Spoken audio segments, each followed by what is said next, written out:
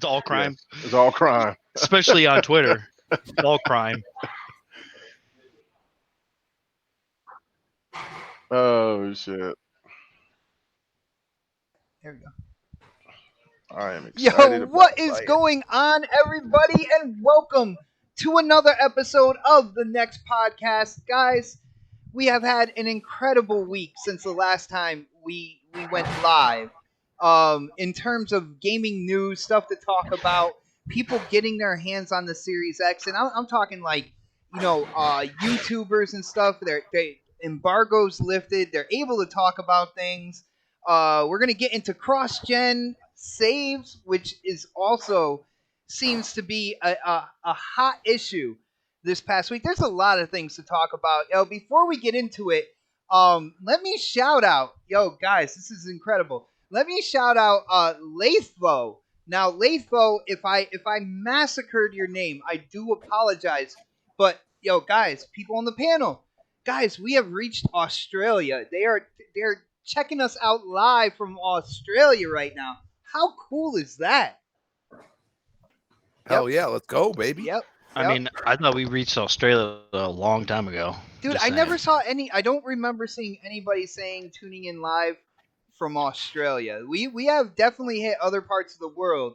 Yo, shout out to everybody I out know there. Stick Digger used to watch this show, and he's from Australia. Oh, yeah, So that is true. Well, Stick's my brother. I didn't even put two and two together right there. Yeah, Stick. Yeah, well, I just picture forgetting about all the other Australians. He's like a next door Wow, dude. neighbor to me, though, man. Skint Eastwood as well. See now, all right, now it's all coming. Now it's all coming to me. Yo, thank you, Dark. I appreciate that. But yo, shout out to everybody who's checking out the show. Shout out to everybody who supports this channel. Thank you guys so much. Guys, we got to get into the intros. And I'm going to introduce first my West Coast brother, the guy who clarifies my mind at times when, it's a little foggy. Yo, Dark Optimus, what is up, bro?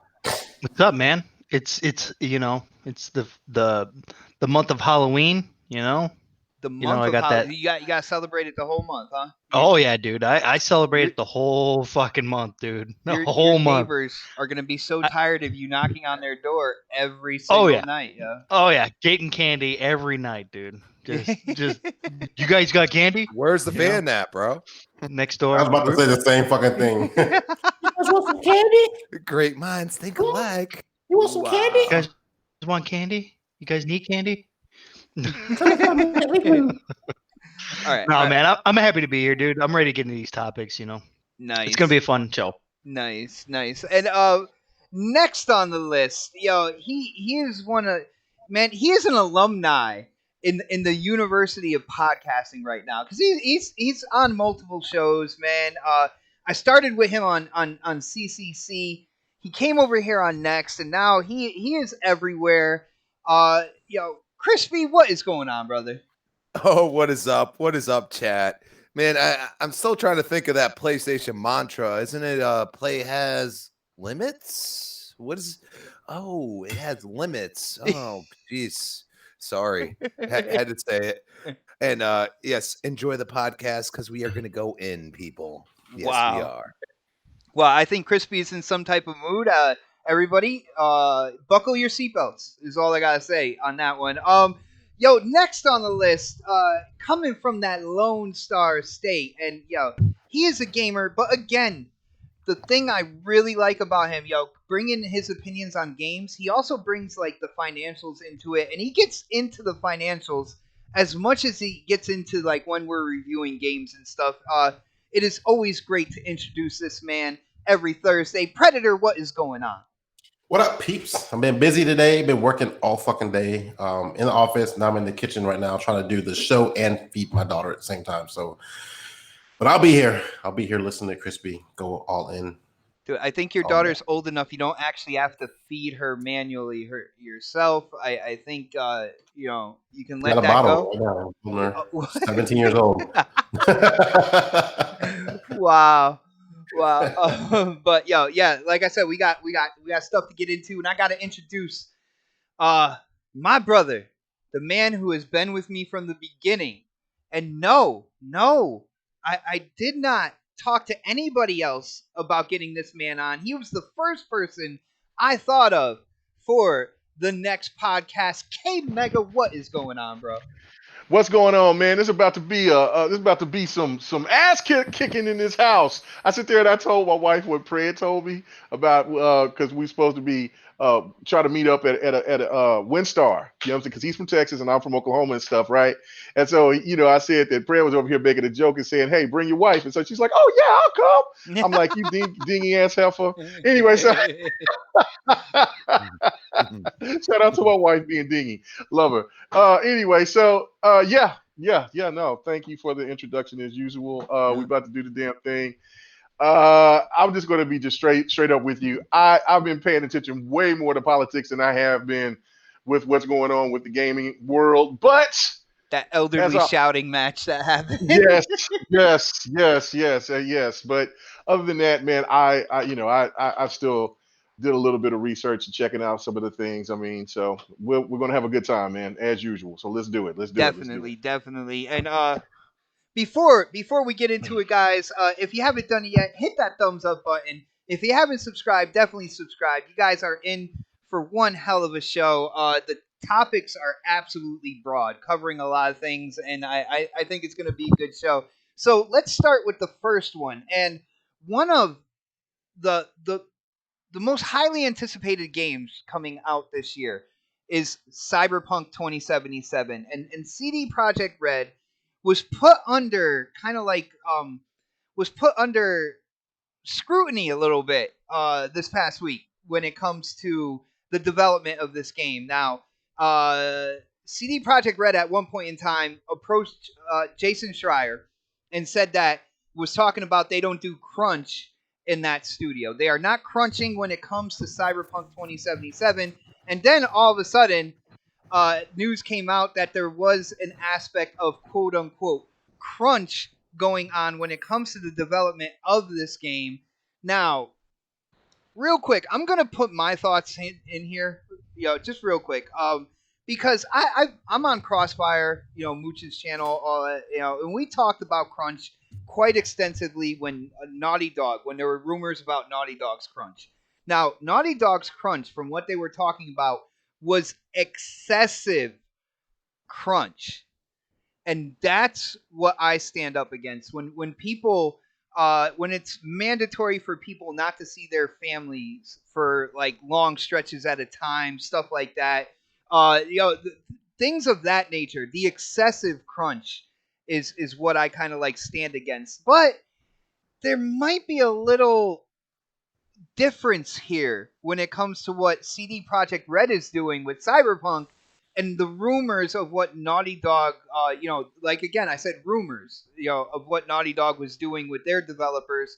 But let's go to K Mega first. Now, K Mega, have you heard about the whole CD Projekt Red fiasco? Have you seen that they were kind of accused of they're gonna have crunch in the development of Cyberpunk to get it out on time? Yes. I've heard about that. Yeah. Okay, well, first, share your thoughts. I don't know, did you see like what it actually entailed? Because I think Colin Moriarty came out and kind of said what was going on at CD Projekt Red in terms of what they're considering crunch. Like it's a 6 days a week type thing with a bonus at the end of it. Have you checked that all out? I checked out very little, but from my understanding is that there's definitely two different sides of this story. Unlike the situation with Naughty Dog, there was really other people that came out and also said that the crunch situation that was going on at Naughty Dog was extensive, like you were saying. Mm-hmm. Now we got to hold CD Projekt Red accountable, though, if they are doing the same type of if they're treating their employees the same way that Naughty Dog is. Well, I can listen. say right now, from what people are saying, this idea of crunch is an extra day of Right, work. it's 6 days a week, and they get paid for Like other than what 50,000. Naughty Dog there was. Say that again. Like 50,000. Well, I mean, yeah, but these developers get paid, man. I mean, let's not get it twisted. I mean, Don, what I'm saying, he got a Jag with suicide doors. Come on, man, let's stop. so the thing, this is the thing, right? Like, it's the developers, especially with these big games, they get paid, and these smaller developers that come out, and if their game hits, they become millionaires. You know what I'm saying? So it's a lot of money that goes on. I mean, and we've talked about Star Citizen and how long that's taking and how much money that's generated. I mean, we're talking about close to $400 million into that. I mean, that's crazy. So it's like, so yeah, they're making crazy money. But on top of everything, this is my point of view on it. As a person who's had to do crunching for quite a long time, I understand. He's crunching right now. Well, no, I'm chilling right now. I can't do too much. I can't do no crunching now, Jack.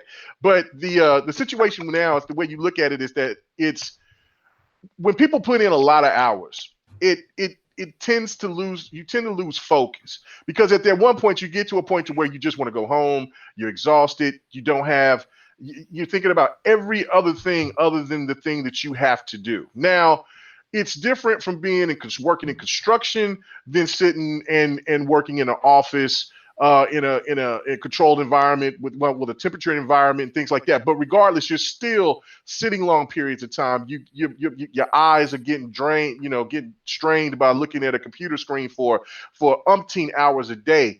It is still a different type of mental situation, right? But again, I with the crunch situation, I think everybody that's listening, that works, understands that we're going to do overtime. We're going to work over 40 hours. We're going to be, there's times that there's other people that's in my case, that's worked 60 to 70, almost 80 hours, as much as we possibly can beyond breaking the law. But the one thing there is that they don't have any type of laws or restrictions, so they can work as many hours as the managers want tell them to. And see, that's the situation that was so bad with Naughty Dog. Here, it seems like it's more controlled. But again, if they're overworking, then if they're being overworked and they're complaining about it, then they got to pull back. And it still should have the same energy. It's like, look, if these people are complaining about it, just delay the damn game. We've already had to go through multiple delays. It is not going to piss off people at this point for, the console. When the console got released, that game was supposed to have been out. It was supposed to have been out like what, 2-3 years ago, 2.5 years ago. So again, if you delay it for until the first quarter of this year, of 2021, I think it will be okay. But that would cover the time that they're trying to like squeeze into a small right, area. trying to squeeze other stuff and maybe even implement a couple of things that they may have want to try to put into the final version. But regardless, we're starting to see the commercials and stuff now. It's getting to the point to where it's I know a lot of people are anticipating, and I know I am, but it's still, if these people that's working here, if they're overexerting then they need to just push back, and there needs to be some kind of union or something to try to alleviate this, because if not, we're going to be in a situation where we're going to hear about crunch all the time. My last point is like I said, on this one, I've heard two different stories. I've heard that Jason Schreier, there was somebody that came out, another developer or something, came out and said that these were lies. That Jason Schreier was just basically just coming out and just blatantly just wanting to have a story because he's moved to another location, things like that.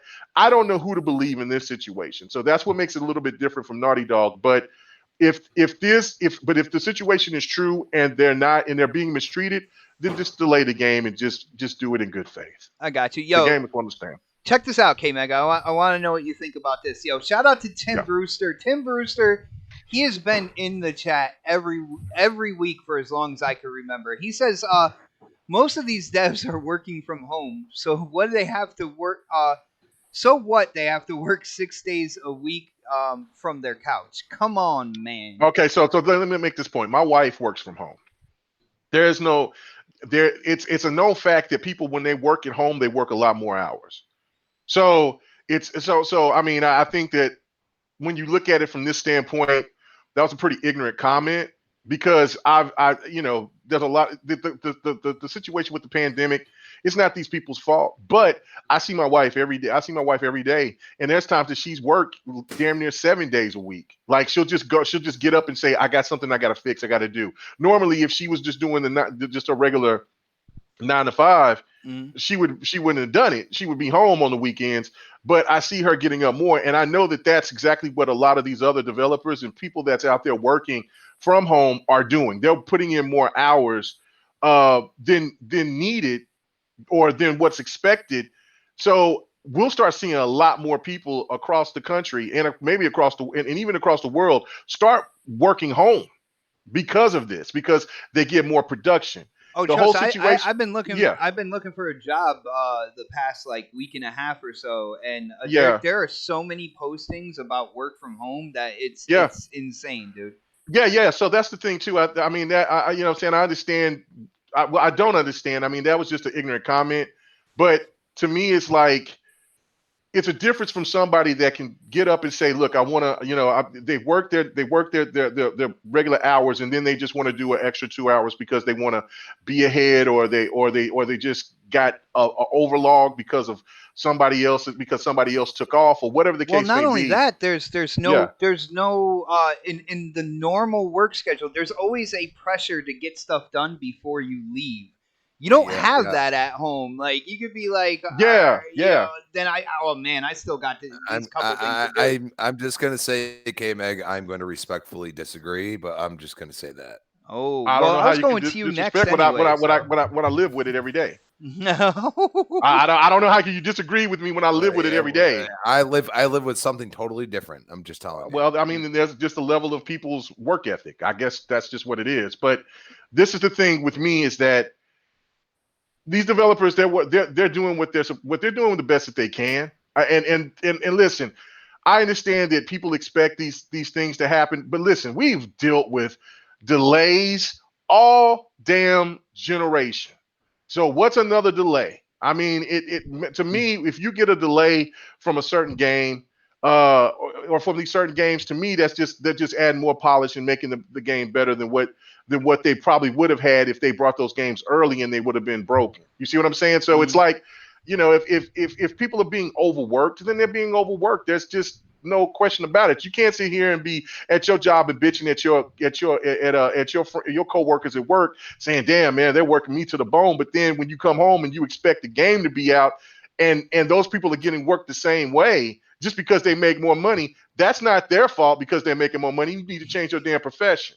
So I just look at it from the standpoint of if they're getting overworked and they're not getting paid, and they're not being compensated, or if they're being forced to do it, then change it and fix it. If they're not and they're getting paid, then it's not a big deal. Brother, yo, you know what I like, man? You're using that same energy. And I know some people are getting tired of that phrase out there on social media, but it is something that I swear by. Like, and me being king neutral, you got to have the same energy on both sides. We already talked about Naughty Dog when those rumors were swirling, and K Mega, I hope people out there appreciate that you're using the same energy when it comes Absolutely. down to it, brother. Yo, Absolutely.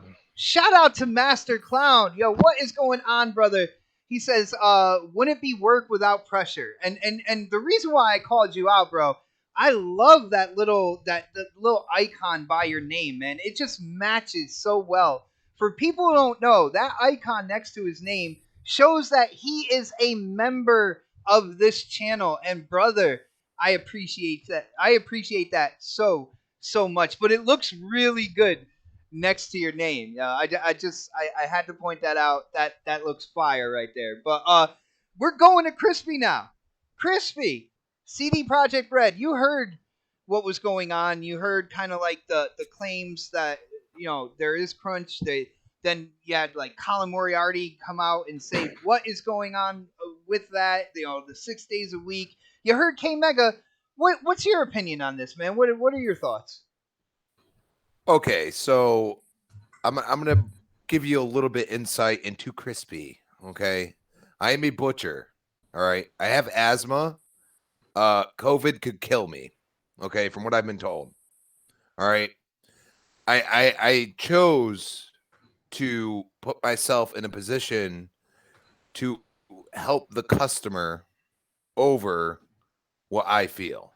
Now, the only reason why I'm bringing this up is because CD Projekt Red put out a statement. Did you guys see that or no? Yeah, I saw it. No, Okay. what did it say? All right. These last 6 weeks are our final sprint on a project we've all spent much of our lives on. Something we care for deeply. The majority of the team understands that push, especially in light of the fact that we've just sent the game to certain, and every day brings us visibly closer to shipping a game we want to be proud of. I want to be proud of the fact that I'm helping people. You have to understand that, and that's what they feel right now. This is one of the hardest decisions I've had to make. But everyone is well compensated for every extra hour they put in. And like in recent years, 10% of the annual profit of our company generates in 2020 will be split directly among the team. This is an incentive for these people to get the game out on launch day. And not only that, but I mean, I've heard of devs doing 7 days a week for God knows how long. So you're mandating. I mean, they've already said it. You're mandating that you get 6 days, so you get a day off.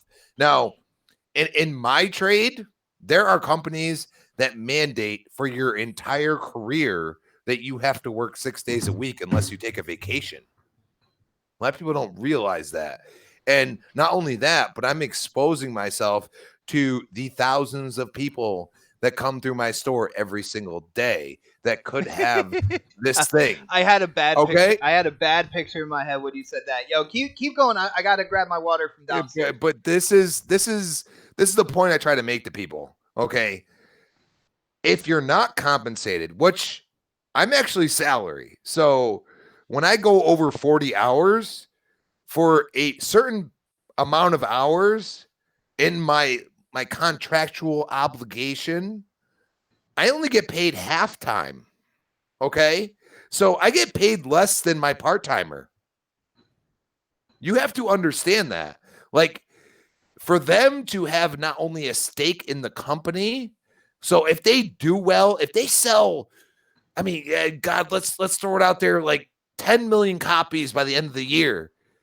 Them people are making extra money on top of it. These people are all in. And that is why they made that statement, because they want to let you know that, like, it's not like we're saying you're forced to do it.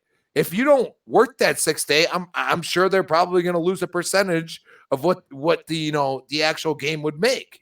And there's a lot of Polish laws that I don't know about, but I've heard that they're pretty strict. Like, they have to compensate you in some way, shape, or form. So it's a different scenario. Like, America is kind of like, like, hey, do what the hell you want. It's whatever state you're presiding in, whatever. So I just, the hate, I don't see it. I mean, because I don't see a bunch of devs coming out and saying, these people are treated like, shit or whatever. And on top of that, you don't see leaks coming out about this game except what CD Projekt Red's giving you, which is pretty incredible. I mean, to play this on a next gen console, I if I can't get one, which may happen, I'm going to wait, because this game looks so good. I need to play it on the highest fidelity, best frames, and best load times I could possibly have. And that's where I go and say, they're just trying to bring a little joy to the world. That's the way I think about it. PC. No, I'm not. I'm not going to play it on PC. I'm just. I mean, come on, dude, brother. come on. I am just. Come yo, on. dude. I'm just playing. I am just playing. All right. I'm done. Okay. I'm done. All right. All right. Yo. Whoa. Real quick. I just want to give a couple shout outs. Shout out to badass Lord Tipsy, making it live again for a second week. And shout out to you, man. He was like, he was on Twitter. He was like, I finally made it, and he clipped the last week when we shouted him out. So good deal, man. Good to see you here. Yo, shout out to Dragonheart Yobi, who is tuning in from work. What is up, my brother? It is good to see you. And a Four Guys with Quarters, brethren. Longtime friend Italian Clowns is in the chat as well. What is going on? What is going on, everybody in the chat? It is good to see you guys. If you haven't done it yet, hit that thumbs up button. Let people know where you are this Thursday, being entertained by the next podcast. That's right.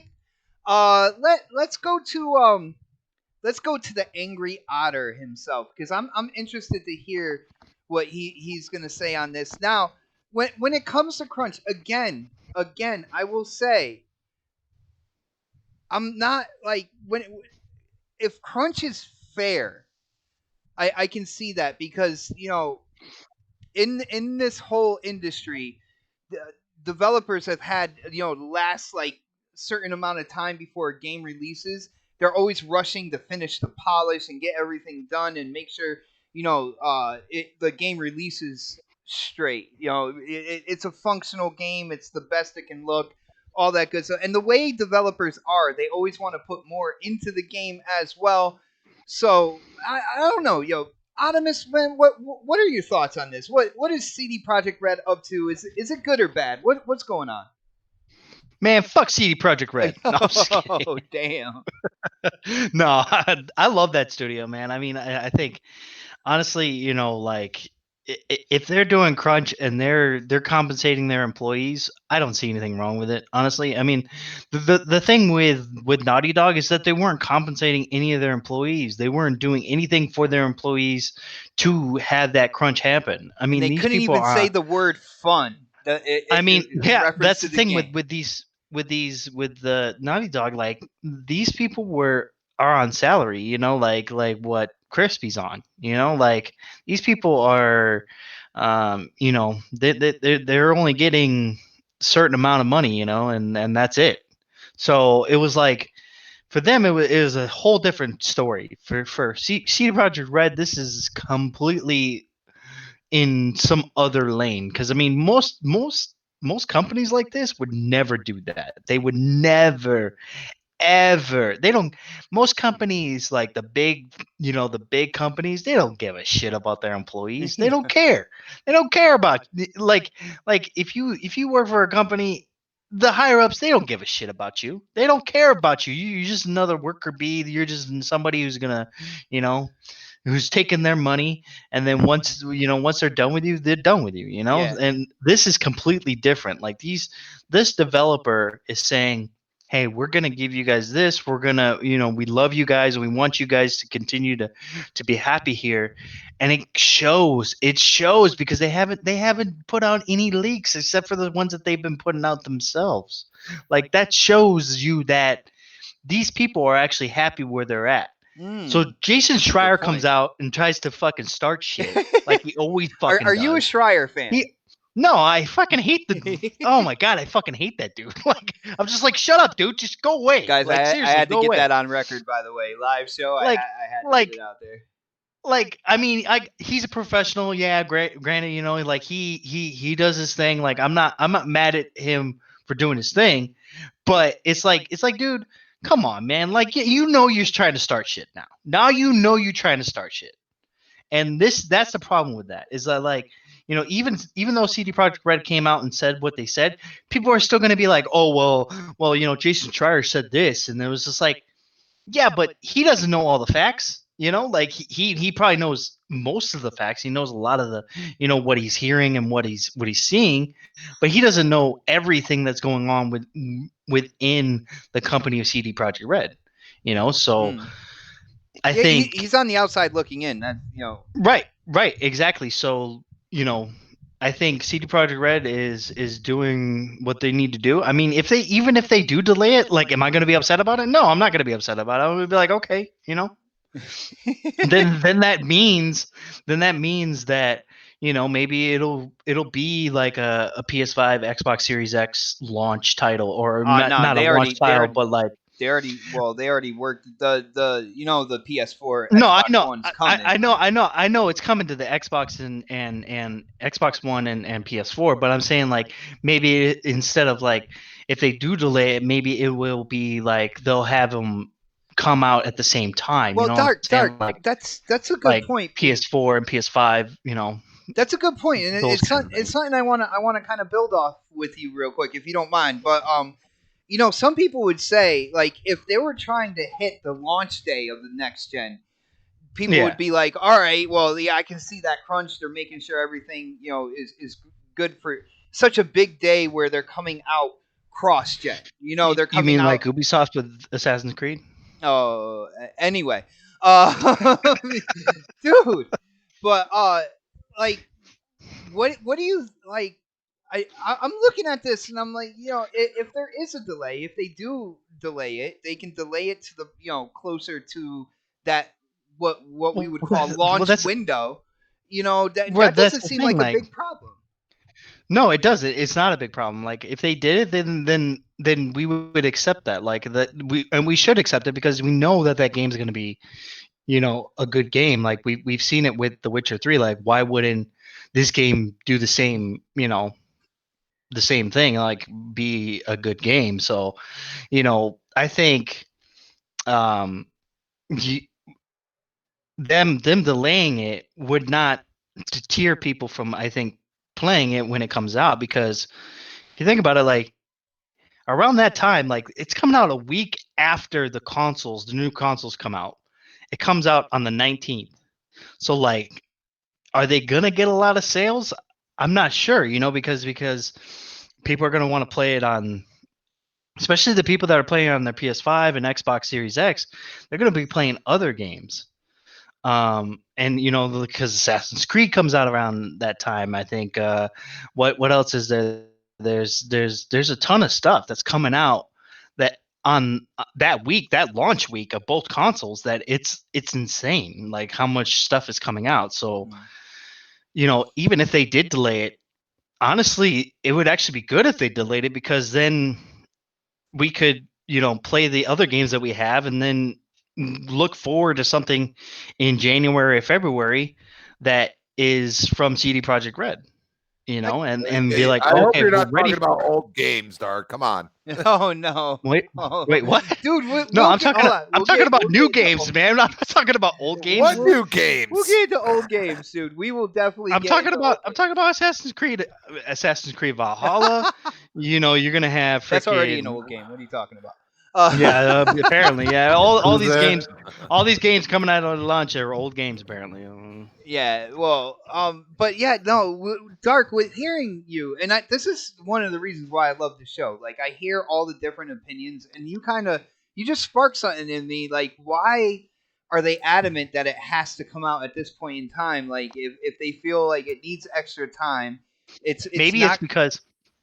maybe it's because they knew that a lot of people weren't going to be able to get the next generation of consoles. Maybe it has something to do with that. Maybe I don't know. I don't know, But go ahead.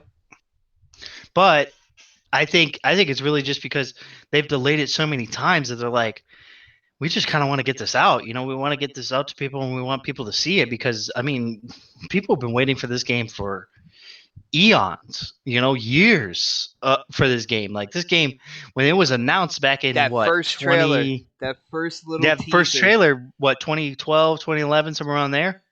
That first trailer came out. It was like, oh shit, man, this is gonna be a fantastic game. I thought Like, it was this more is like so cool. 2014 or so, but Something like that. It was a while ago. It was a while ago, and we were like, man, I can't wait for this. This is gonna be amazing. This takes like all those cyberpunk movies from the 80s and 90s, and puts it into a video game. Mhm. It's fantastic. So people have been waiting for this for a while. So maybe that's why they're like, oh, maybe we should get this out. So then and plus they did also promise a lot of people that this was going to come out on the 19th, that there wasn't going to be another delay. Oh well, there They you go. did say that. There you go, and trying to So- be true to their word, Yeah. would definitely be a reason. Dark, I gotta get Predator in on this real quick. I'm dying to hear what he thinks about this. I'm dying to see if he pulls out some spreadsheets and goes like analytical on everybody. So, yo, Pred, CD Projekt Red. You got people coming out talking about crunch. They went to Jason Schreier a while ago and said no crunch with this game. Didn't you look at like what this quote unquote crunch entails, man? I'm interested to hear your opinion on this, bro. So, so like when you guys were talking about Naughty Dog and the difference between the two, like my biggest thing is like when you hear that word crunch, you got to keep in mind like it's not every single employee all the time. Like it's different from company to company. Like they're crunching. Maybe they're only crunching the salaried employees. Maybe they're crunching the wage employees. Like you don't know. I mean, their rules are different over there than they are here. But I'll tell you this: like when in my job, right, we have crunch at the end of the fiscal year, right? What you will equate to crunch, right? Where we offer overtime. Overtime is $50 an hour. Who the fuck is not going to do $50 an hour? I'll take. You want to throw a couple hours my way? Like no problem. And it's up to 30 hours a pay period, which is every 2 weeks. And when we do that, we have so many people who want to work, but we ask them if they want to work. And keep in mind, the time of the year it is, the holidays are coming up. People are buying consoles. People are buying graphics cards. That shit is not cheap. And so, and with people not working, part of the year, yeah, I'll take that $50 a fucking hour. You know, like, thank you. I'll work that and I'll work some more. And like, I spent 20 years in the military, and like for me, and I think someone else said it in chat too. I just saw it kind of scroll through here. Like, you take, again, we don't get paid salary, we get a set rate. If I work 20 hours, if I work 80 hours, I get the same pay. But part of it is pride. You want to get the job done. When 9/11 happened, do you think people were complaining about how many hours they worked? When we're at war, people are not complaining about how many hours they work because they're doing something that they want to do because they enjoy what they're doing. I do look at what CD Projekt Red is saying, like, hey, we're gonna pay these guys. I mean, like, we're not just fucking them over, like paying them $4 an hour, like, and tell them bring your ass to work or we're gonna fire you. Like, I mean, like $4 an hour, and maybe the gamers will tip them. Yeah, maybe we'll give you a free game at the end of it. But like they're offering incentives, and I'm pretty sure. Again, I don't know this country's laws, but I'm sure they have labor laws where they can't work a certain amount of hours, et cetera, et cetera. And to me, this is the other part of it. All right. So this game was supposed to originally come out in March? I think maybe June. I know it got delayed a couple of times. It got delayed twice. It did. I don't remember the exact dates.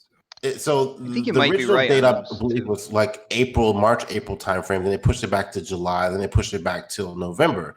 Now, keep in mind, Microsoft marketed this shit. There's a console right now that they're expecting to sell a shitload of, which they sold all of them out, and controllers and hard drives and all this other shit. And they went and Microsoft spent their money to market this game to sell the Xbox One X. On top of that, NVIDIA did the same thing. They marketed this game. They gave it away if you bought a console. A Jeep. I think a 2080 Ti. They had a special edition graphics card for this game, and it didn't come out. And now you're looking at like, oh, we're gonna delay this again. Like, my problem is that right there. Like you took the money from everybody, and you marketed the game. People bought the game already. They pre-ordered it to get whatever the hell you they want. Bought a console too, Fred. I'm just saying. Yeah, they bought a console. They bought a graphics card to get the game. This gen console when the next gen is like right around the corner. Yeah, and so like people already have, like, we talk about sales. They've already made money on this game, and it's not even out yet. And now you're saying you have to delay it again. So my question is, like, how fucked up is this game right now where you have to crunch a month before the game is due after taking a 3 or 4 month, I think it was June, when they decided to push it back. You still have to crunch at this point. Like, what is wrong with this game? Like, what's going on with what you guys are doing with this game where it's causing you to crunch at this point? Because these are like, this last month, we should be in a beta right now. We should be in like a like, hey, try this game out real quick and see how you like it type shit. They're still crunching. Like, it hasn't even gone gold yet, and we're in October. And the game comes out next month. Well, let's be honest real quick. This game is freaking massive. I know it's massive, but again, it's not as massive as The Witcher, though. I was just thinking that, dude. I was just like, well, it's not as huge as Witcher 3. No, I mean, I get they got a lot of shit going in this game, but like they right now they should be showing us like the ray tracing, like any other game right now will be showing us gameplay footage, dev diaries. They're crunching right now. And the game is coming in less than 6 weeks. Y'all need to watch a little Night City Wire. The game is done. It's just they're trying to make it better. That's my personal opinion. Maybe I'm just looking through the things I've saw, but I think the game's gonna have bugs when it comes out. You're crunching this late, and I think it's gonna be a problem with the game. Now, not saying the game's not gonna be fire. Don't get me wrong. I think the game's gonna be a great game. I think there's going to be some issues in the beginning, and this Sonic gameplay is garbage. And I think there's going to be some issues in the beginning. Shout out to Chris. Let's make a joke real quick. Is your dick going to be big enough? No. Jesus. Whoa. Wow. Anyway, Where did that come Wow. from? whoa. I don't know. Anyway, Yo, We do You not can condone build this type of behavior on you this can podcast. build Just so you know. your entire character. By the way, I'm just saying. I yeah, mean, no, like, but that's why but there's a I lot of think games that do that though. Like, but like my issue is like, dude, this game is like a month and some change away, and like they're crunching right now. Now now, again, this is Jason Schreier writing this, so this crunch could have started like a month ago, and he's just not hearing about it. Yeah. But for the story aspect of it, but I'm concerned that this game is gonna have some bugs in it, and it's gonna be a fucking problem. it's going to So be did, it's going to have so bugs. did The Witcher 3 though. But The I Witcher think 3 had that's what I was bugs. going to say was that I think what they're trying to Prevent miss that. is prevent it from being as bad as what The Witcher was. Because remember, The Yeah. Witcher was so buggy, Yeah. and then it took them about damn near a year and a half before they actually came out with a really big patch. So Yeah, I about think that's something what they're like trying to do. Because any game that's that big, it's going to have some kind of glitches. Mm-hmm. So, but you don't want it to have the Witcher 3 launch. You don't want to do that with that game. No. And I will say this too. I think another part of the reason why they're crunching now, not just because I think it's because they don't want to delay it again. And I know like we have a lot of shit coming out right now, but when do people buy games and consoles? At the end of the year. So they want to get this game out. They want to show it with the ray tracing effects. They want to get people to buy the game now while they're spending money on consoles so they can see the graphic fidelity of the game when it comes out on the Series X and PC. And also, you got to keep in mind the holidays are coming up too.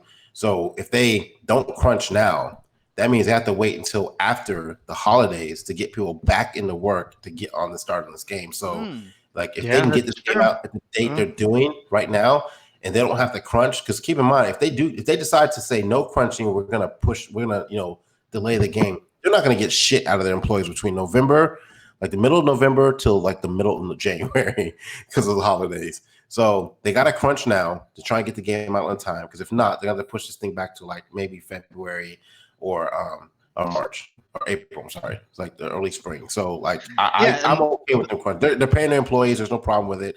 And if the employees are like, they're saying, hey, we're going to pay you this much money if you fucking sit your ass down and work on this game right before the holidays and get you guys out the door and let you guys go spend time with your families for the holidays, I think you're okay with that. Okay. Warning: this is going to be a 3-hour podcast. Because no one's. I don't see any employees complaining about the crunch. I didn't expect like such a long conversation about this, man. Like, but you know why, dude? interesting, It's because this thing is completely different than this type of crunching is completely different from the crunching that we've been hearing about. Yes. But these journalists are making it seem like it's the crunching that we've been hearing about when it's really not. It's I mean, not Dark. I mean, let's just leave out, the different environment that they're in. They're in a totally different damn country. I mean, come on, man. Exactly. Poland, baby. I am part Polish. So shout out to my Polish brethren out there. Guys, at the end of the day, they're gonna get the game done. I think it's gonna come out November 19th, like they wanted to. So okay. So when do you guys actually think that the game is going to come out? I just said it. Pred said November 19th. You think it's going to come out? There's enough because they haven't announced that they're not going to crunch anymore. They're not going by what Jason Schreier is saying or any of these they just other. Pushed the ad yesterday during the basketball game, so like they're revving up now. So like I think they're going to. I mean, we just saw an ad today with Keanu Reeves. You know, like dude, or was it yesterday? Okay. Yeah. And if you watch Night City Wire, you'll see that the game is done. I mean, it's just what they're trying to do with it on the next gen consoles. That's what I think it is. Or fixing bugs. So are they going to actually that too? Because remember, they were saying that there wasn't going to be no ray tracing. Maybe they're trying to get that patch in there. Maybe and they also said there wasn't going to be multiplayer at launch either. Ready for the launch of these consoles. I'm not sure that they did say there wasn't going to be multiplayer launch too at the beginning too. So maybe they're trying to fix that too. So yeah. So we're gonna have to wait and see. Guys, people in the chat, share your opinion. Let us know if you think that what CD Projekt Red is kind of being accused of, if it's valid. You see that CD Projekt Red came out with a response. Not only that, Colin Moriarty came out with kind of like the details of what they're talking about with this crunch. So hit up the chat. Let us know what you Hit that think like about button. that. Yeah, and definitely hit the thumbs up button as always, guys. But we gotta get in. Let's get into some exciting news, man. Let's get into the fact that people like Jeff Grubb, Austin. I forget his last name. I watch his YouTube channel. People at IGN.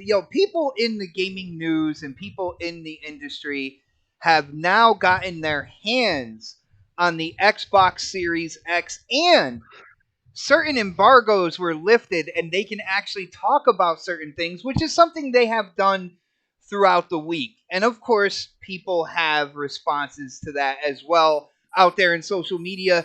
We are going to cover that second part, but I want to get into the first part real quick because they talked about load times, they talked about backwards compatibility. They let them kind of dive in on the controller and how the controller feels, stuff like that. And before I pick the panel member to go first on this subject, I got to shout out to Sir X-Man, my golfing buddy, brother. We're gonna get back on. We're gonna get back on the golf course very, very soon. I saw your message about Saturday. I'm just waiting to see if Saturday is gonna be open for me, brother. I will hit you up in the messages. But hitting up that super chat and supporting the show and the channel, always appreciated. He says 4-player alternating shot Saturday at 2 p.m. Golf, brother. I didn't even read the super chat, and I Is that already the I already tea time? addressed that. What happened? Is that the tea time? That's tea time. That is tea time. Alternating shot is like I'll take the shot like off the tee, and then if Sir X Man's my partner, he's got to take the second shot. I'll take the third shot, and we got to we act as like one golfer, but we alternate shots. It's crazy. It's I actually played about 38 plus holes You had last fun, night. didn't you? You had fun, didn't you? No. You Getting didn't? in the hole. You had fun with them holes, I didn't saw you? you. What'd you say? didn't, What'd you say? didn't have fun. I saw you posting shots and you hitting the little chips and shit in. Yeah, I have posted them shots, haven't I? Shut your Yeah, mouth, Fred. you had Yeah. all kinds of fun with them holes. it. I do. You know what I'm saying? I mean, too bad you don't know anything about no holes. Oh. Anyway, so Oh! of the lady persuasion. Anyway, so Okay. yeah, but no, I can't front that. I've caught myself. What you saying? I was up until 2 o'clock in the Never mind. 2:30 Dude, in the it's morning, addicting. and I was over here playing, and my putting is getting a lot better, and I was like, God, mother, because I'm right there, so I get my putt game right up because I can hit the long shot pretty damn good. Well, you got to find the hole, bro. Oh well, hey, I mean, when you're a virgin in golf, I mean that's the thing, but in real life, experience. No, I don't know about Anyway, that. let's go. Well, Let's brother, go. I'm All right, glad man. you're All right, what's the liking it. topic, brother? What's the topic? I am glad you're liking it, and shout It's out pretty to good. my brother, Sir Shout out to X-Man. Sir X Man for hooking me up with the game, man. I really do appreciate it, brother. Dude. I think it's probably one of the best golf games I ever played, me personally. But I ain't playing no other golf game except for Hot Shots 2. So okay, I got you. so it's better than I that. got you.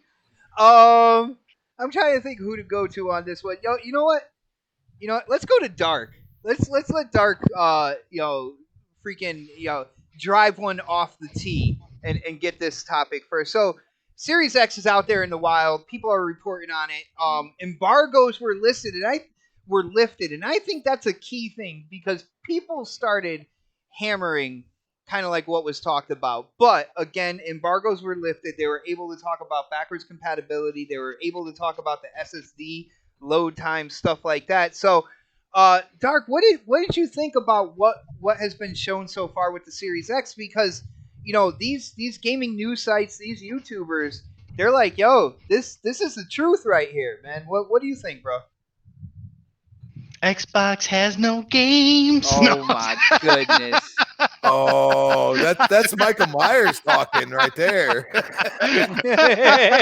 He was singing. No, Mike Myers man. You was know what? singing. From what I saw, and from what they were talking about, and dude, this console is gonna be fire console. I mean, I'm telling you, yeah, granted they did show a lot of the current gen games and stuff like that, but That's all you they were looking at some of able to these show. games, but you look at some of these games and you're like, man, the load times are going to be faster. You're getting a lot of things that you're not getting on this current gen of consoles. So like from what they were talking about and from what they were showing off, it for me, I'm excited. I think and then what. I'm always excited for new consoles though. Like I'm always excited for to see what the next gen's gonna do. I mean, I'm not that type of gamer that's like, oh, I'm gonna go play on PlayStation only or I'm gonna go play on Xbox only. I'm more of you know I guess quote unquote a neutral or whatever they call them. Or Like what have you done for me lately, What right? I have mean, you come no, on. done not for me? really, not really, dude. Not I honestly, like don't know though. honestly, dude. I will play a multiplat on an Xbox or I'll play in a multiplat on a PS4, PS5, or whatever. It doesn't matter to me. I just play my games where I want to play them. Like a lot of times, I'll just be like, you know what? I kind of feel like getting this game for Xbox. I'll go out and I'll buy the game for Xbox, or I'll just go online, go on the store and buy it. Like I'm not one of those kind of gamers that's just like, oh, I'm only gonna play my multiplats and my exclusives on PlayStation. I'm only gonna play my multiplats on Xbox and exclusives on Xbox. I'm not like that. That's not how I'm wired. Like I like to play. Like to get the utilization out of my consoles. You know what I'm saying? Okay. So from what they were showing off, I was like, dang, dude, like this is gonna be a good freaking generation of consoles, man. I'm telling you, like the technology, not only just in the Xbox, but also what hopefully we will see with the PlayStation 5 when we see it, if we see it. Who knows? I don't know when. They haven't said anything. They haven't talked about it because PlayStation, for some reason, they're on fucking I don't know what they're doing over there. I They're don't on have no cloud idea. nine, bro. Come on. Like they're on They're cloud I don't nine. know what they're doing. I mean, I'm still hopeful for them, but like, um, but since we only seen what Xbox was doing, it's just like, dang, dude, like just imagine, Well, the new games that we're going to be seeing, the new stuff that we're going to be getting, I mean, yeah, granted, people are like, well, we didn't see any new stuff. We're not going to see any new stuff for a couple years yet, but y- yet we will see stuff. We yo, will get well, those things. people keep moving their years forward as Yeah, well. They're like yeah, 2022, they keep 2023, moving and then they're like they keep moving the 2024. chain. The goalposts. Come Yeah, on. it's kind of like when you get a first down in football, they keep moving the chains and shit, like that, and that's not even the case. Like, I think eventually, I think even next year we are going to see games on. We're going to see, you know, console exclusive games. I know people are like, well, those games are on PC, but yeah, but most of you motherfuckers are gonna go play those games on PC, so it doesn't matter, does it? Wow. You're not. You're not. Hey, You're, Megan, you you're hear just this not. too? If you're a console gamer, you're gonna play on a console. I don't give a shit what you say. I don't care if you're gonna say, oh, I'm gonna go play on PC. No, you're not. You're not gonna do it. If you're a console gamer, you're not gonna do it. You're gonna go out and you're gonna buy an Xbox because you see the next game coming out from either Bethesda. Because I mean, Ooh, I'm sure damn, he I'm dropped sure the B Bethesda's word. got something going on. I'm sure not only Starfield.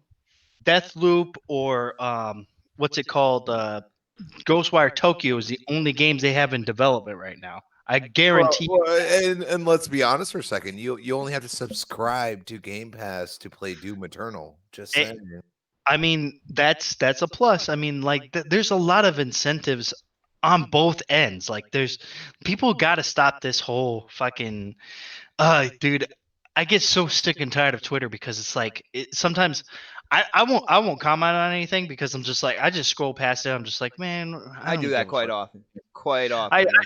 I just don't give a shit. Like I'm like, okay, yeah, you guys are complaining, bitching, and moaning about something, and it's like I'm not gonna sit there and waste my whole day trying to bitch and moan about fucking these video games when I know that Xbox is gonna have some good stuff and I know PlayStation is Well, gonna have good stuff. well, Dark. Since you're talking about like hating Twitter and stuff, and just real quick, let me shout out Sir X Man one more time for hitting up that super chat. He says, "K Mega, you're too competitive to not have liked golf. So he basically he's saying that the money that he spent, he already knew you were gonna like it because you're so competitive, K Mega.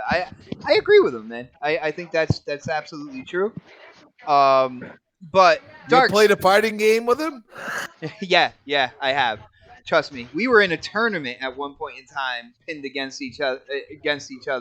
Supersonic's Mortal Kombat, Mortal Kombat X, I believe, and it was a good fight. But Dark, since you brought in like Twitter and everything like that, people are out there talking about the old games mantra, and the Yeah. funny thing is, right? Yeah.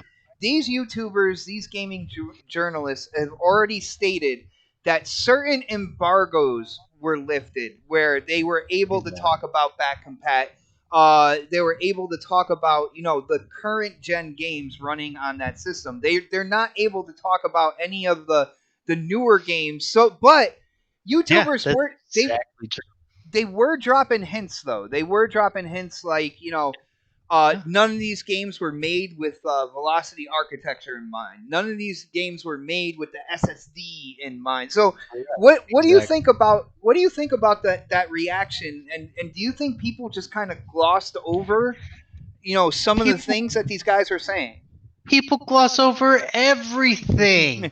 They're sitting there, they're like, oh, they're just showing old games, never mind. I guarantee you they didn't even watch all these videos. They didn't watch the entirety of the video. They just glossed over it and they're like, oh, they're showing old games.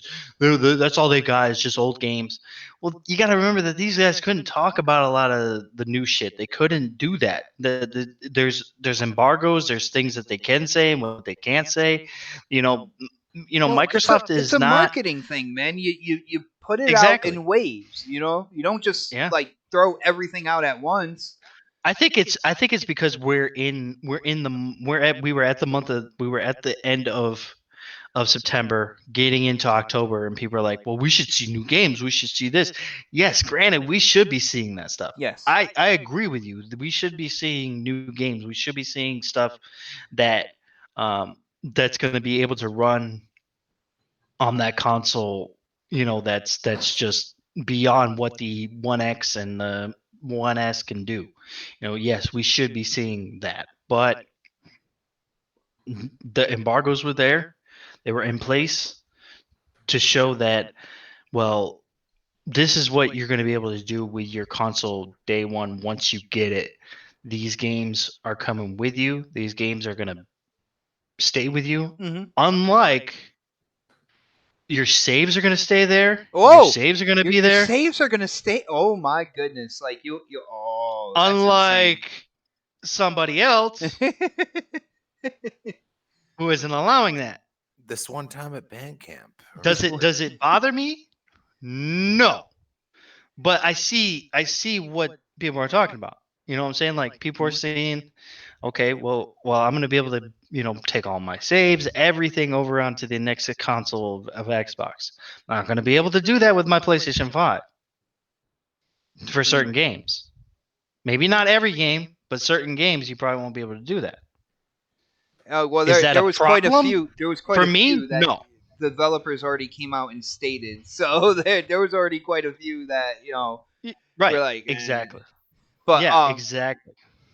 But well, first off, again, shout out to Sir X Man hitting up that super chat one more time. He's catching up for not chiming in early in the show. So shout out to you, brother. He says, "I'm glad they're not bringing out too many new games. I have to catch up with the ones that I have now. We need a break for a minute.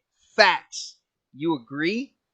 For me, then no. I think I don't really believe in really backlogs. Like I think if you're done with it, if you're done with the game, if you played it and you're like, man, I don't really want to play this anymore, then you're done. Like it there's died on plenty of games.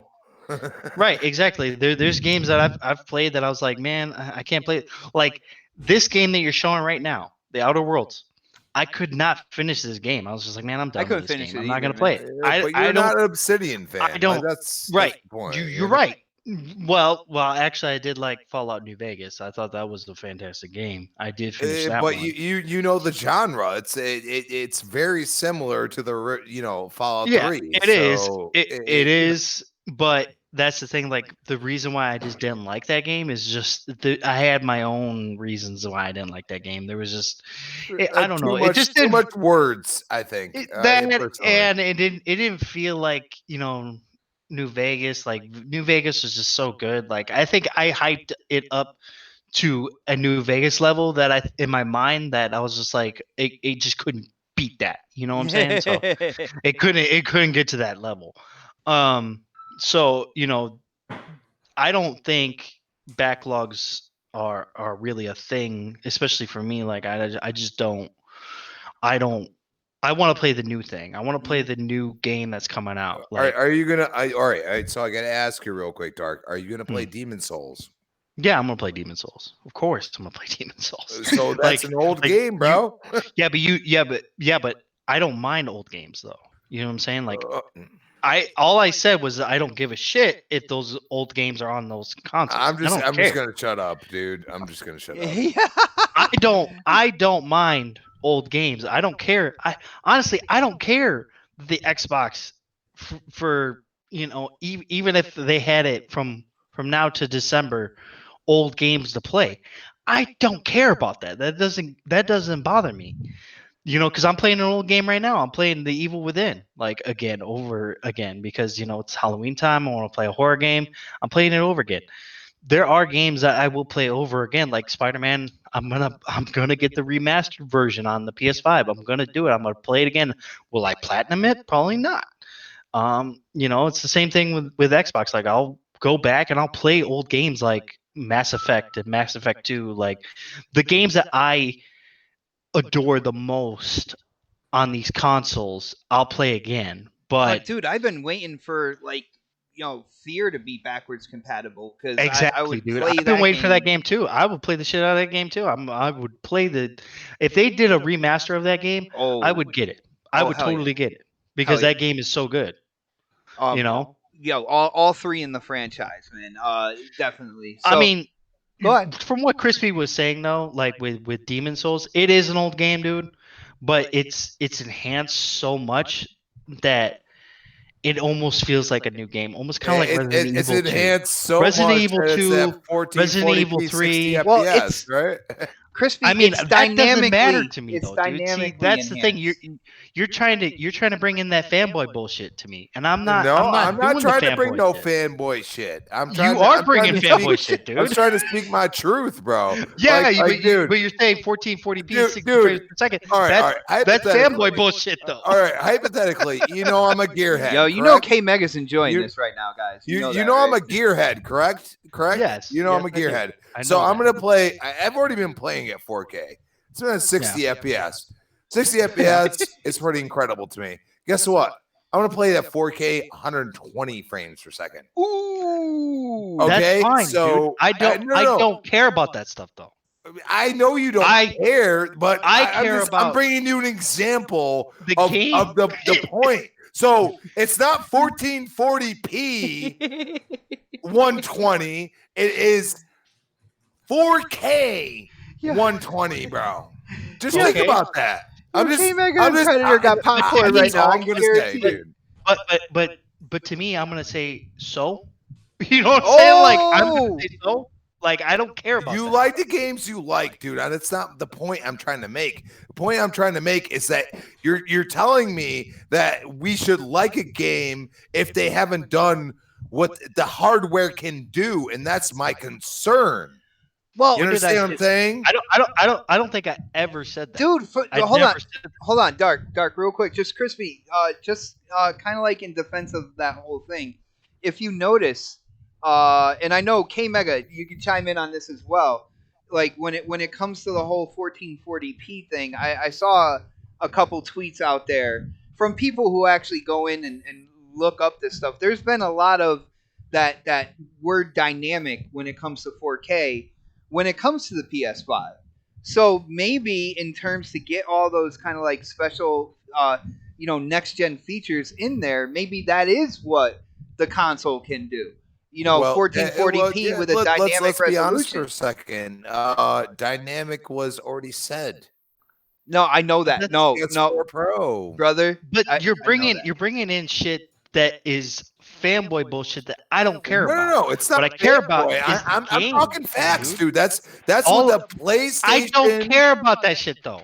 I don't care about that stuff. All I All right, care about is the I think the video bottom- games. That's Yeah, it. thank I you, think the K-Meg. bottom line of it. I was just going to say, I think the bottom line is this: is that I'm not going to go hard in the paint because of this whole dynamic situation. Because what it kind of reminds me of is Puddlegate, and I never touched Puddlegate. I thought that was the Neither craziest did I. topic ever. In some of those but- screenshots, Spider-Man but- didn't touch Puddlegate either. But the one thing that what did you what? He said Spider-Man didn't touch Puddlegate either in some of those screenshots. Oh, disrespectful, so messy. Anyway, but this is the thing though, right here.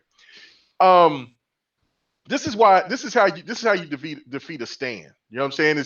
It's real simple.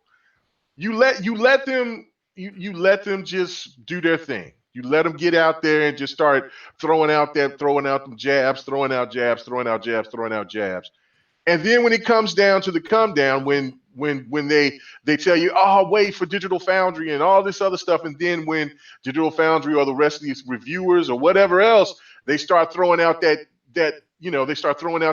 stuff that they've attacked Xbox for, or the Xbox One X for dynamic this or dynamic that or whatever. And then if you start seeing, or they get exposed for the PlayStation 5 just not doing actual real 4K See, on the I didn't care. Well, no, I no, didn't no, care no, about you the don't- dynamic stuff with no, Xbox though. Yeah, no, That's the thing. no. I'm saying for those out there who care to do it, just Right, you yeah. don't have to go after them about it, because I know I've seen people that's been showing the screenshots of Spider-Man and the windows and how that doesn't look accurate and all stuff. I'm like, look, you're putting yourself you're digging a hole for yourself, Mhm. because if the game comes out and looks fantastic, at the end of the day, that's what everybody's going to talk about, is how great the game looks. Now, for the people out there that's been bragging about all this stuff about true 4K and all that, blah blah blah, then if they hang their hats to Digital Foundry and all the rest of these people and it's dynamic, then that's when you light their ass up, because at that point they don't have a leg to stand on. So if you're for true 4K for PlayStation games, but it's not, and then you want to try to dog out Xbox or Nintendo or whoever for having something dynamic, then that's when you light their ass up. Sometimes you just have to just sit back and just let them hang themselves, because it's at this point it doesn't matter. The game from what the trailer we've seen looks fantastic, and Yeah. and I know that we'll probably get into the whole point of the Peter Parker and all that stuff, but I'm just saying, look, just relax, let it be, let them hang themselves, because they don't really have too much to talk about or to brag about. I do want to make something I just seen here. I don't know. This is crazy. But there's somebody that posted an article from somewhere, but they just took the clip saying that the Frontier is going to be 8K on the Series X. The Frontier. No, Falconeer. I'm sorry. Oh, Falconeer. Dude, Yeah. I can. I mean, that makes kinda see that. sense, because that's kind of an indie type of game. That Mhm. kind of makes sense. Right. Simplified graphics to a certain extent and- as well. Right. And honestly, the game looks cool. Like, honestly, this looks like. I mean, I'm not very much for figures dark indies, with but like it looks that. cool. The It figures looks dark. really cool. Yeah. So Yeah. I definitely want to play that. Well, check this out, K-Mega. Since we're talking about the Series X and what YouTubers have been saying about it, with what they can say about it, all right.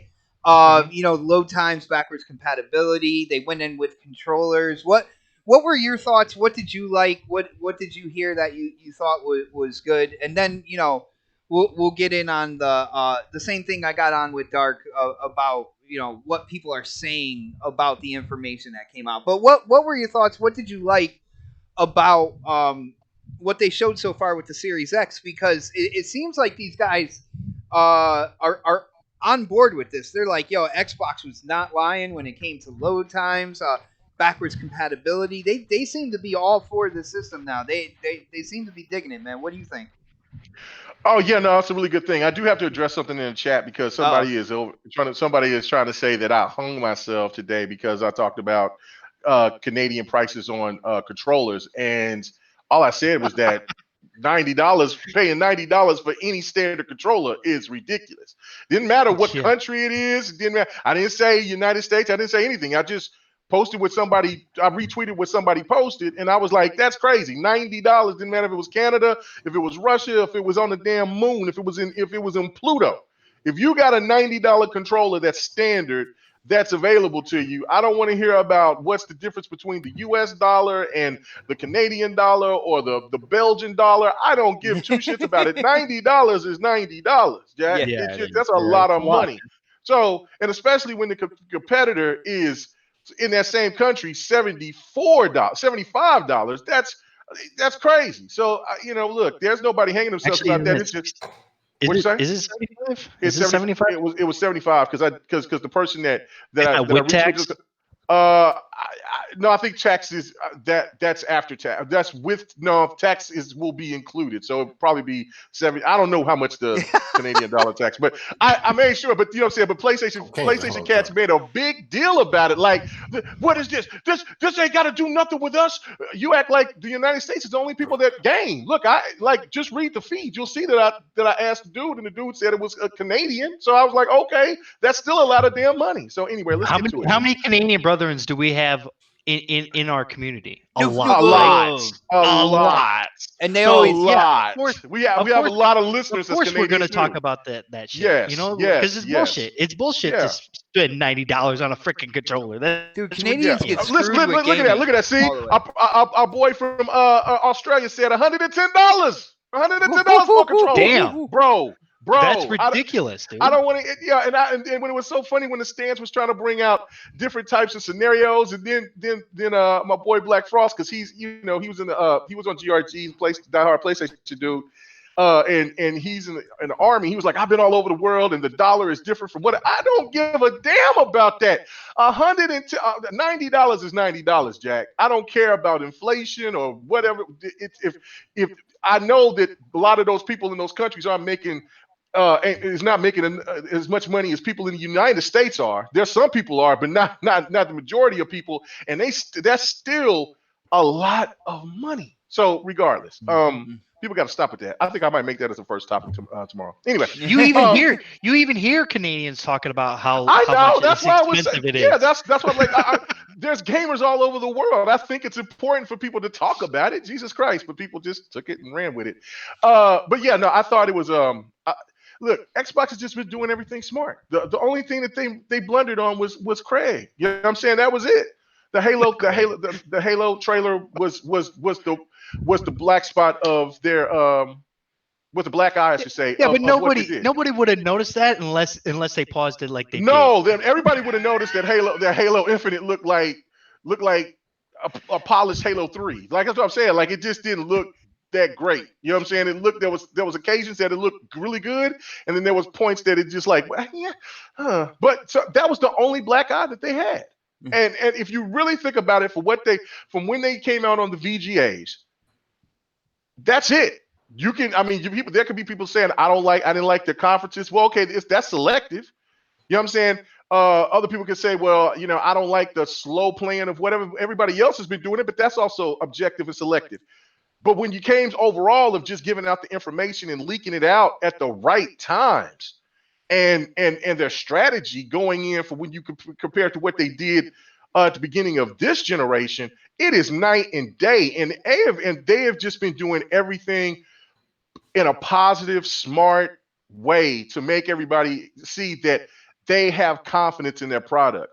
We have yet to see anybody from the PlayStation community that are big, huge PlayStation fans have a PlayStation to show off. Yeah, we have not yet seen this, and we're a month away. We're a month and maybe a month and a half away before we see anything. They're going to show some more stuff and more trailers, but I think even PlayStation fans are beyond showing us some more gameplay. Let us see what it looks like in the wild. Let Digital Foundry get a hold of it. Pull it out. Put it on the table. Launch that big son bitch on the table. Let it happen. Let us know. It is one big son of a bitch too.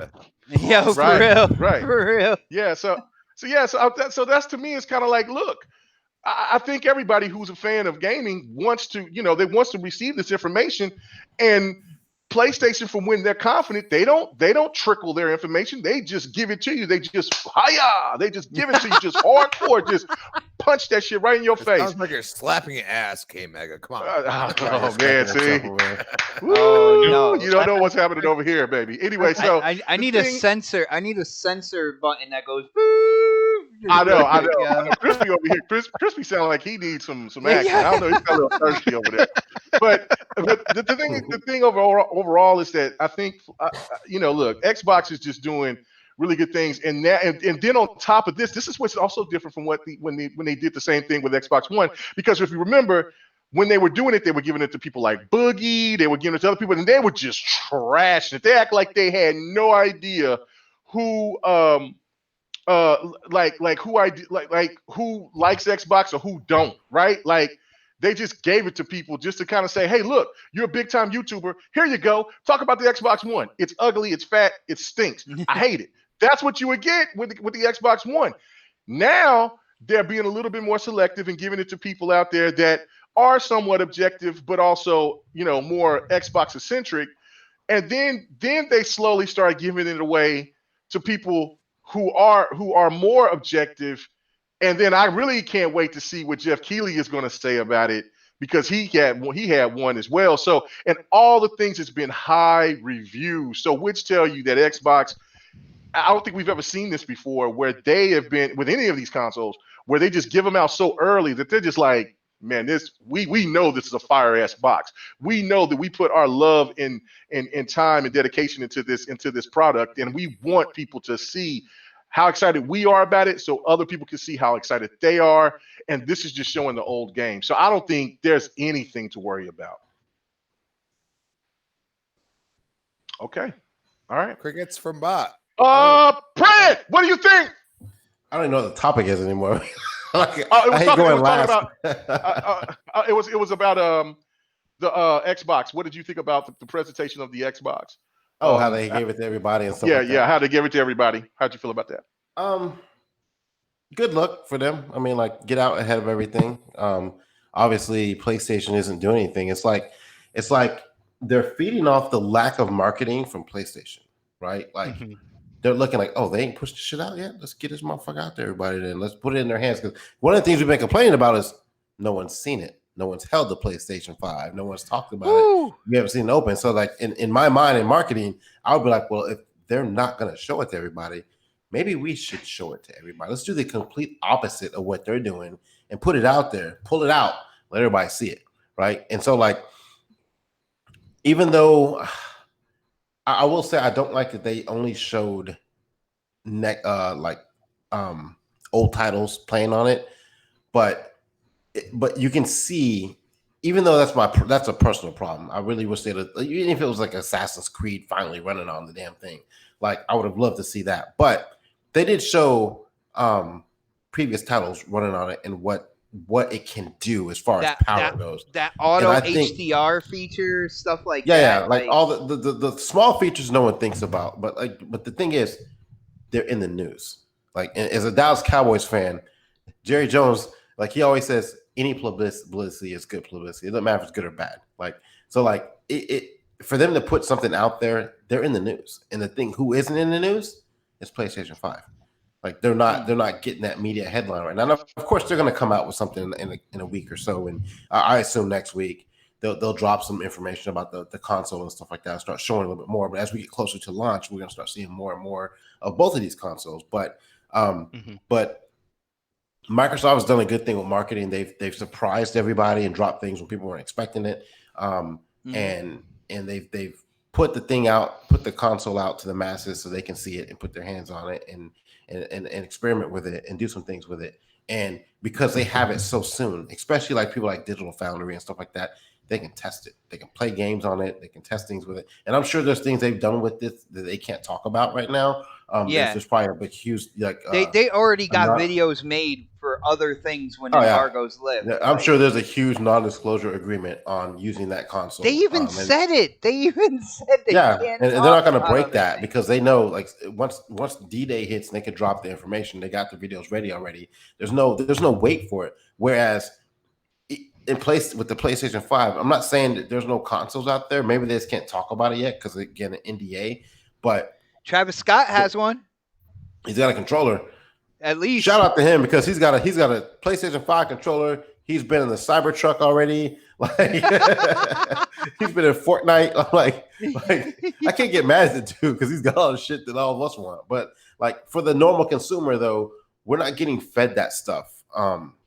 Through social media. Like we're not seeing anything from the PlayStation side. Yeah. We're not getting any leaks and stuff like that. And people think it's because they have something up their sleeve. I'm like, well, maybe sometimes when you hide stuff like that, you don't talk about things because you're trying to not show things because you know something's wrong. So like I take that in perspective too. But I think with them coming out, with Microsoft coming out and saying, here's our box, we got it ready. I think this box was ready like a long time ago, to be honest with you. And they're so confident in what they're doing with it and what they're pushing out that they're okay with giving it to people early. And I've seen podcasters and YouTubers say this is rare. We never get it this far out. You know, we never see it this far out. And for them to push it out, I think it's showing a lot of confidence in the product they're putting out. So I don't have a problem with it at all. I think it's a good look for them, especially from the marketing standpoint, where they're not vying for time with the PlayStation 5 right now. It doesn't seem like imagine this, right? So if both of these companies pushed out their product to reviewers like on the same day, who do you think is going to get more playtime right now? Probably like if they push them out at the same time, probably PlayStation because that's the market base leader, behind right? it. That's what everybody plays, right? Yeah. So it's good for them to get it out early ahead of the PlayStation 5 so people can actually get more time with it. Mm-hmm. And now they can say, okay, we play with the Xbox Series X and Series S. Now we'll play around with the PlayStation 5 when it comes out. Because keep in mind, they have to do 2 consoles with the Xbox.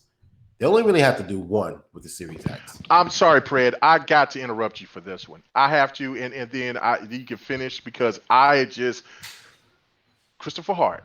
Oh no! Don't you ever, ever, ever try to talk trash to anyone. When you made this comment on my feed, and thanks goodness to Mike that put you in your place, you said Canada is not in North America.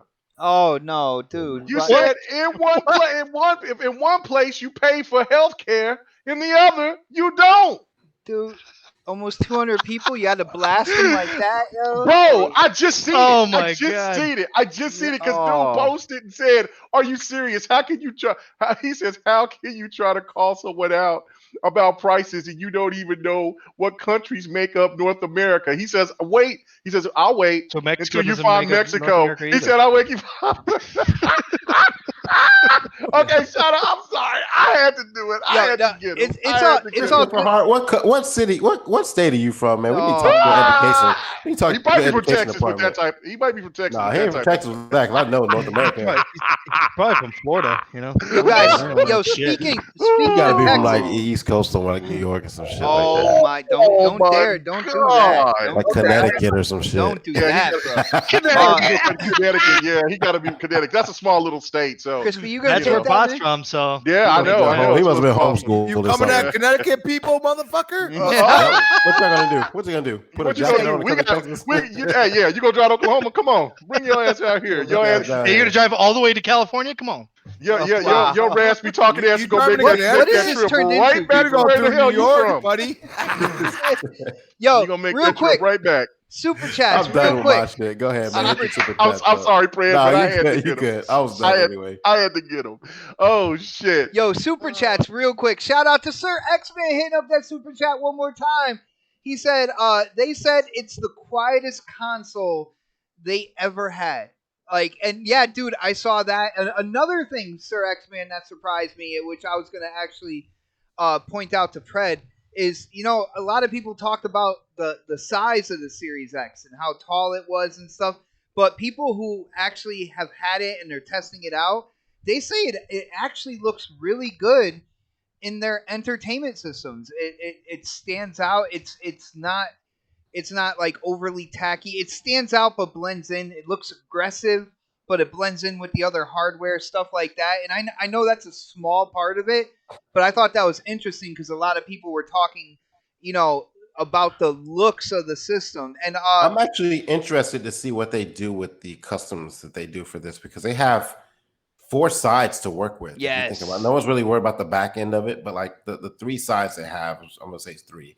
Like there's so much you can do with. I'm even looking at Pope stuff that he's been doing. Like there's so much stuff you can do with having that much space, dude, and that much real estate to work on. You can on. even have clear sides with RGB if you really want to kind of grab that from the PC side of things. But yo, shout out to Mac Diesel hitting up that super chat.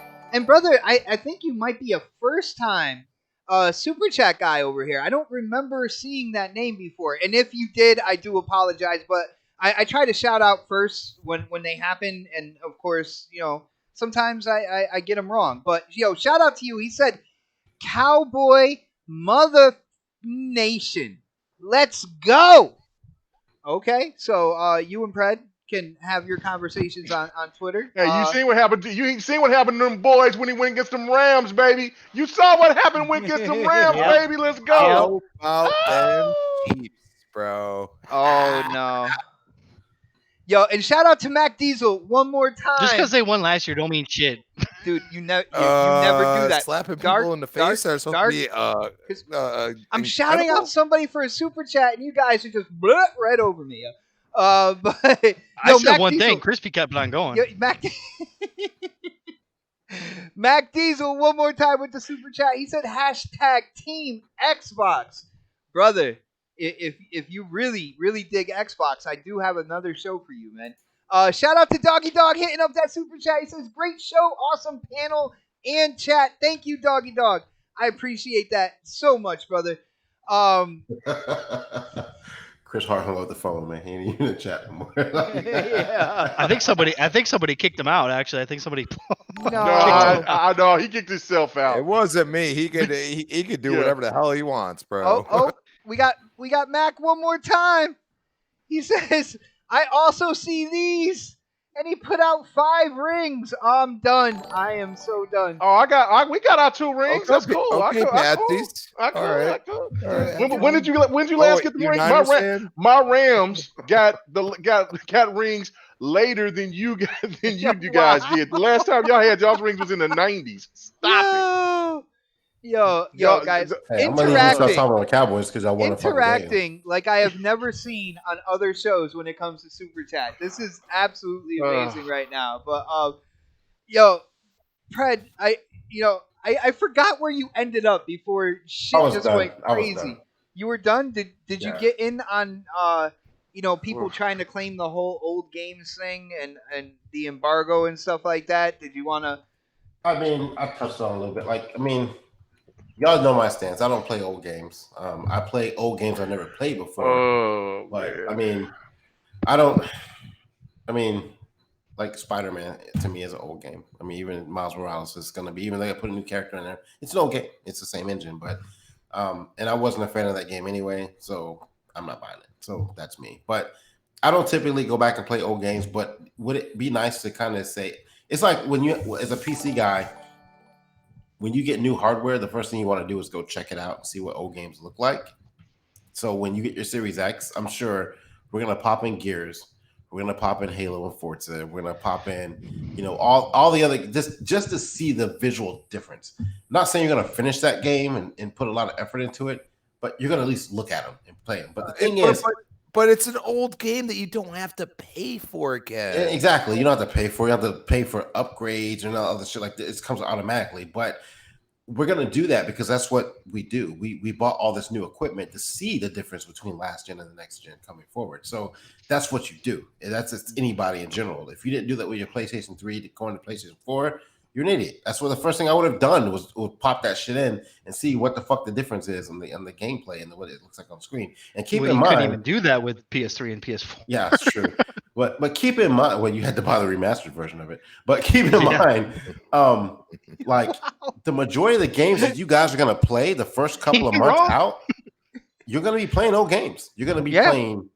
You're gonna be playing Dude, it was Fall Guys. important. It was You're gonna be important. playing, like you're gonna be playing Fortnite. You're gonna be playing like the shit that's popular now. You're playing Minecraft. The shit that's popular now in the top 10 every month. You're gonna be playing those games until you finish the releases that come out. Like again, if you're just a PlayStation guy, you're gonna play Spider-Man and Souls, and then you're gonna move on to back to Call of Duty. And that's a cross-gen game. You're gonna move to what did I say before? Fall Guys. You're gonna play Fortnite. You're gonna play the old Call of Duty because you were too cheap to buy the $70 version that's coming out now. Like you're gonna play those old games. So like most of the stuff coming out as a cross gen are gonna be games that were made for the previous gen to just look better on this current gen. So we're not really getting any new games any fucking way because they're all playable on the PlayStation 4, with the exception of maybe a handful of titles. I mean, or the Xbox One X. So like you're not getting a lot of new shit right now. You're not going to see new shit. My biggest thing is Cyberpunk. I get that. I'm good. I'm going. I'm going to play that and play Assassin's Creed, and that's going to hold me over until probably next year. all right. And Call of Duty. I got you, bro. We went left, right, up, down. He's forgetting about me. No, okay. See, no, I didn't know who was left. I knew there was one person left, and I didn't know who it was. How could I ever forget Crispy? Now, Crispy, you know the question. Like I said, YouTubers, gaming media, they got their hands on. They've been testing out the Series X. One thing I do want to point out is kind of like the load times. The newer games, the games that were made newer that they got to test out, showed a more dramatic difference in terms of how quick the game loads and stuff like that. And I know people are trying to put out different screenshots of websites saying, "Oh, this isn't really that much. This isn't really that much." And a lot of the times they're the older games that really had no SSD in mind. What do you think about what you saw though, man? In terms of what they've tested so far, they did what it looks like. They did the controller. They did back compat. They did load times. But hold on, real quick before you do that. Remember that question. Remember that question, bro. Because I believe I got 3 super chats here. Mac Diesel one more time, and he is talking to K Mega about them rings, but they still haven't caught up. He's true. Sir X Man hitting up that super chat. Predator, your favorite multiplayer doesn't count. Okay, just to let you know that. Shout out to Sir X Man. And then I got one more. I'm trying to find it. John B. He says games aren't old if never played. Backlog crazy. That's true as well, man. You can't argue with that. But all right, Crispy, what did you think about what they've shown so far with the Series X? The hands-on, man. What stuff that they pointed out that you liked? Was there anything that you thought was off? What's going on, bro? You know what's incredible?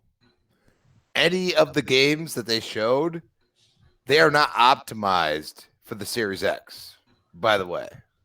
They're using the SSD to overpower everything. Mm-hmm. And they are putting the load time. So those load times, there was no other than 50% load time.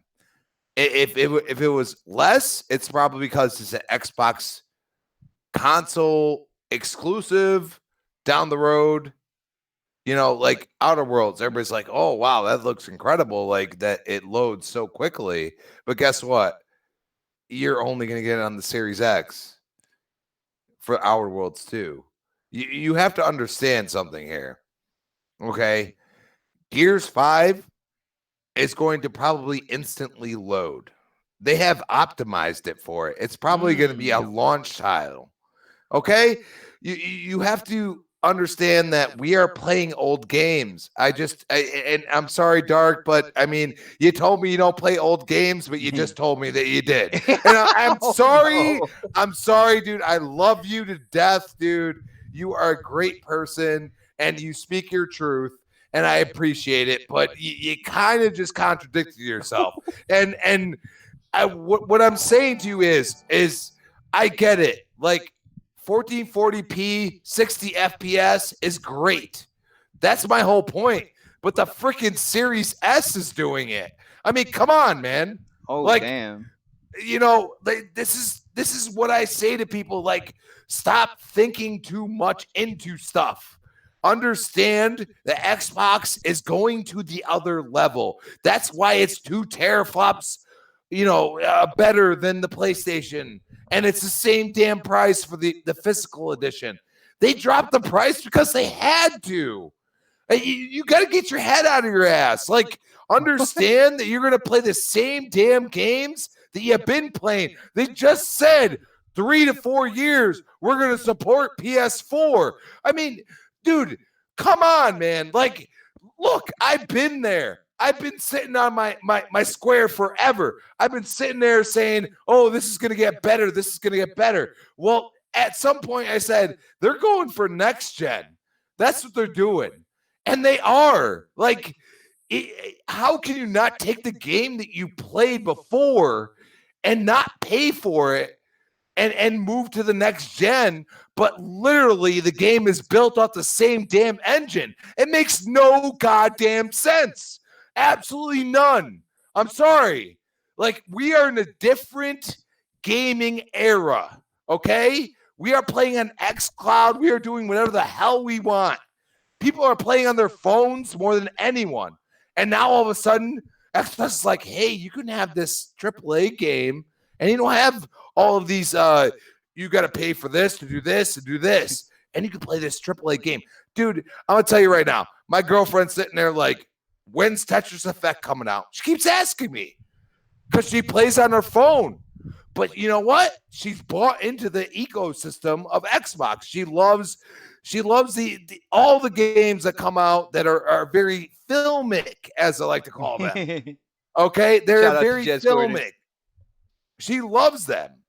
Okay, she does. And am I going to hate her for it? Hell fucking no. I just want her to play games. She loves MK11. I think if anybody's played her, she's good at it. Okay, Bring it a fight night. So I will take the L that she loves. Tell me why in all these other games that I would never play, because at least I get to play with her on certain games, and that's the beauty of fucking Game Pass. Because you know what? I bought it for her because of Game Pass, because I didn't have to buy Gears 5. I didn't have to buy Outer Worlds. I didn't have to buy all of these games that I really thought I was going to buy, and I didn't have to do that.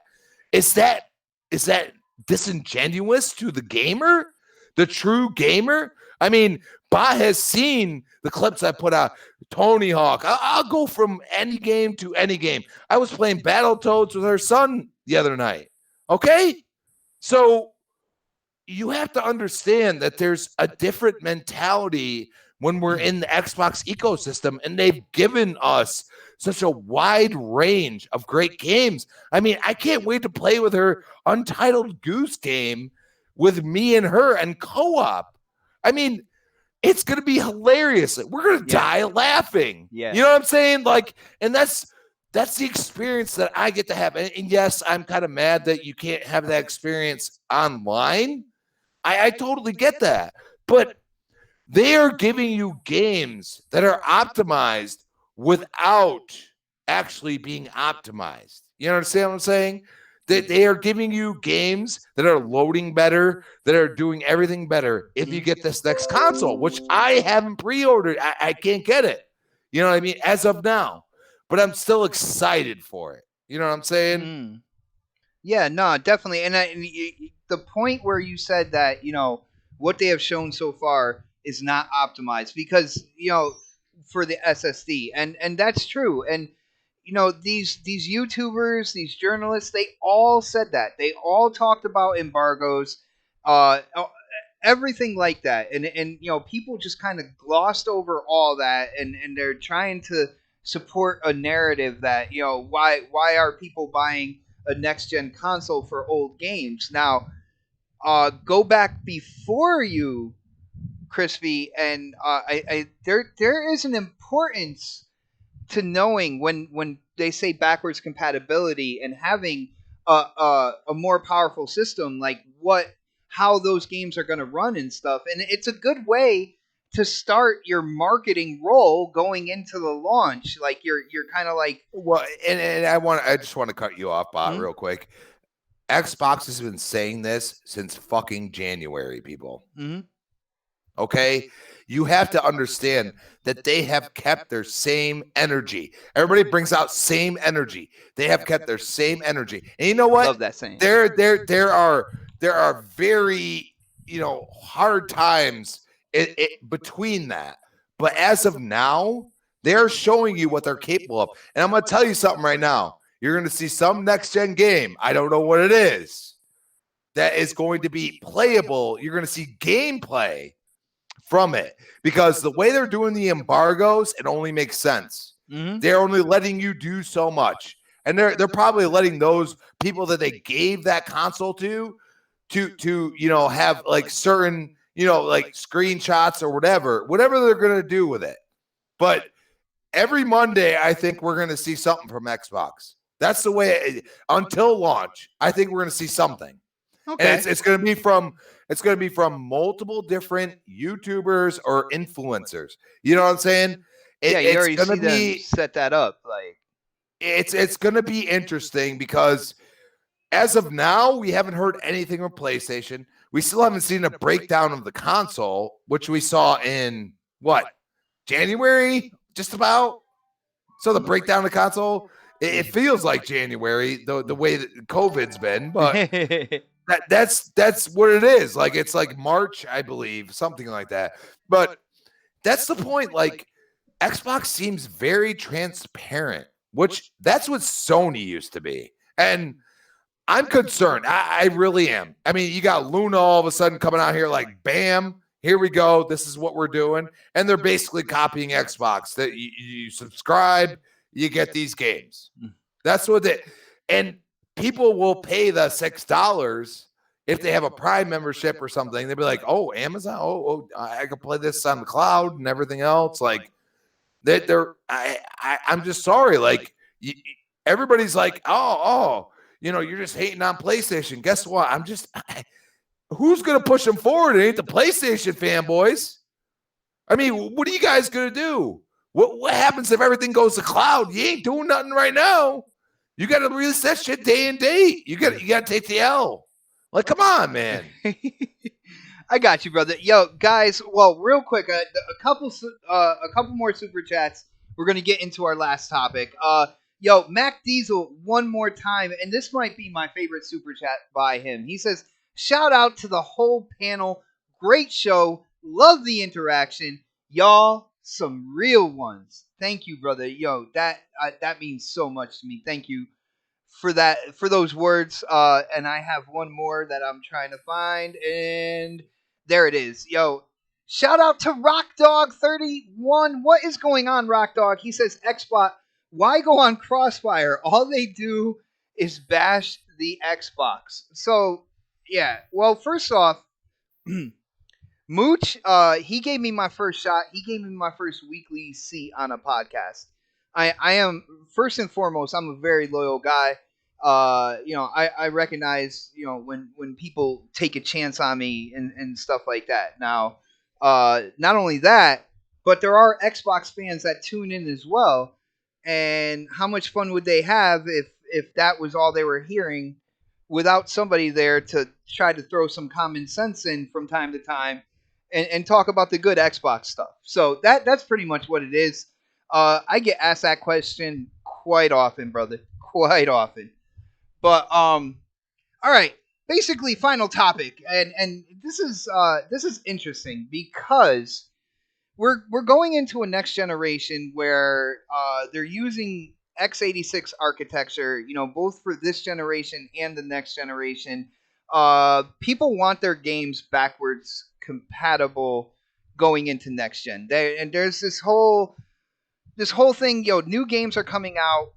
Some people won't be able to afford the new generation of consoles, so they get the newer game on the current gen. And thinking about when they do bump up to next gen, they'll be able to play that game there. Now, Xbox has done some really good things. The smart delivery when it comes to first party and offering it to third party as well, where if you buy a game on your Xbox One, when you do get a Series X, you can automatically download the Series X version, which is a really awesome feature. Not only that, but cross-gen saves. And this is pretty much the topic. When you're playing a game on the Xbox One, and you get so far into it, say like Cyberpunk for instance, you get like 80% into it, and then all of a sudden, you got the Series X now, and you're gonna finish playing it over there. On Xbox, that's okay. But it seems on PlayStation there's it's more of a caveat. I saw Dirt 5 talk about you won't Say be that able, word again, bot. caveat. One more time. Caveat. Can you spell that? CAV caveat. IAT. Oh, is that what you thought it was? Yeah. Do it again. One more time. CAVIAT. Why you put me on a spot, man? I haven't been in school. I'm just giving you hell. I didn't think you was going to take it that seriously. But go ahead. One more time. All right. But here's the thing, certain games. I didn't even think you was going to spell it. I was going to say, "Fuck you, man. Move on." But you spelled it. Okay, you was right. You could do it. that Catholic school education, brother. Connecticut. Anyway. Yep. But anyway, it seems that it's not so locked down on PS4 games and then playing them on the PS5 as well. That cross-gen scenario again. We've seen things like Spider-Man Remaster, and they're going to be charging for it on the PS5, where you're seeing stuff like on Xbox side where like smart delivery. You buy it on Xbox One, when you get the Series X, you're going to download all the goodies for it. And it seems like Xbox is really kind of ahead of the curve. They're kind of leading the way in a very important part of a new generation, and that is the link between the old generation and the new generation.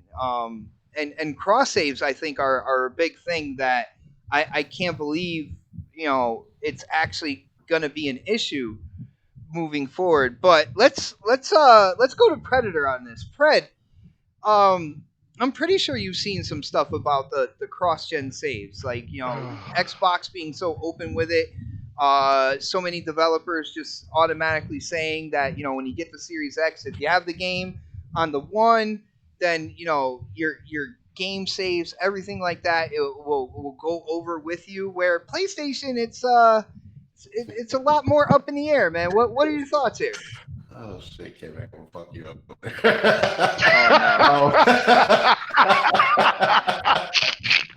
Okay. So here's my biggest issue with this. They haven't really officially discussed this at all. Like everything we hearing about the cross-play and the cross saves and stuff like that, from what I've seen so far, like on the Twitter webs, it's coming from other developers. It's not coming from Sony. Am I wrong? Has it come from Sony at all? Outside of maybe Spider-Man. Spider-Man. But I think outside of that, I have not really seen their whole, I guess, their sell for crossplay or not crossplay, but for that whole aspect of it. I haven't seen anything from them on it and how they're going to address it, and that makes me concerned. If I was coming from PS4 to PS5, simply because I haven't addressed it. Like, how are you? Like, it could be something like just like a God of War that you may not play again, but like maybe if you do decide to pick it up and you miss a couple of achievements or something or trophies, and you want to go back and do, or you want to try it again because it's a new console, kind of like we talked about before. You want to see the differences or whatever. But like something like that would kind of resonate in my mind. Like, how the fuck am I supposed to do this? And then My question has been, since all of this about, saves and playing games from PS4, how are they going to address VR? Like, because those are PS4 titles. They're not PS5 titles. So how are they going to address that? Like, I'd be You gotta start concerned. over. I mean, like, can you even play them? I mean, they say they have all these back and pat, but they have not talked about back and pat. They're not talking about cross saves from last generation to this generation. They've not discussed it at all at length and made it clear to the people out there that are going to pick up this console. They basically sold everybody a console off of faith. I mean, let's be real. That's like, not good. It's a PS4. We're going to get a new PS5. And in your mind, because from other generations, you think, okay, I can do this and that. But like, you're going to be missing some features. And a lot of people don't know what those features are. They're going to be missing. Like, I mean, if it's almost like they're trying to force you to get a PS5, but like on the slide, like they're putting the console out there, but they're not telling you what you're not going to get with it at this point. We don't know.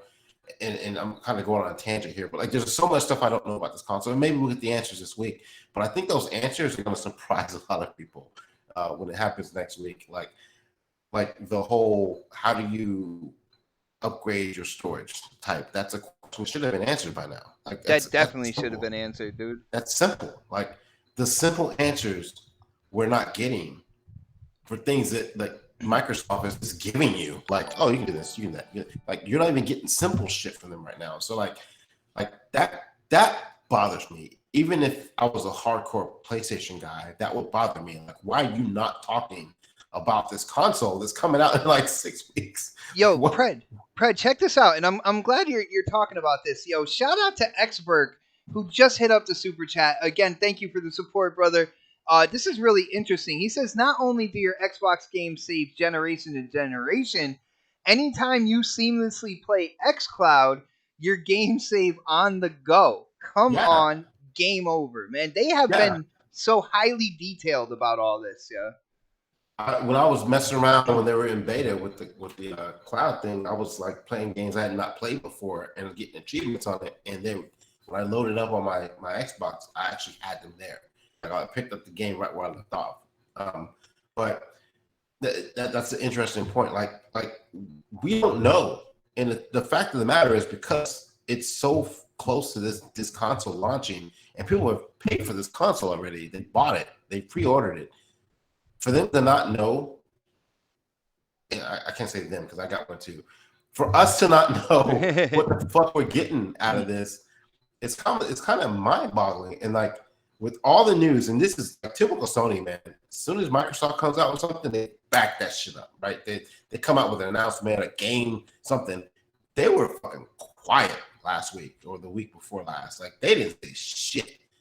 Like there was no deflection whatsoever, like they usually do. They try and pull gamers back to the PlayStation 5 or the PlayStation camp. I won't say 5, but like there was nothing. And if you've noticed, like for the last couple of weeks, after they did their pre-orders, that was the last really big news we got out of them. A couple screenshots of Spider-Man, but that's what they're banking on, like Spider-Man. And no one knows what this console is. No one knows what it does. No one knows what it looks like inside. No one knows how to change storage out. Like there's so many unknowns for this console, and no one knows how to use it. Yeah. We've never seen anybody with it, I mean, and for me, if I was a hardcore PlayStation guy right now, those would be the questions I'd be like pestering. Like how they bash Xbox guys all the time for simple shit like Craig.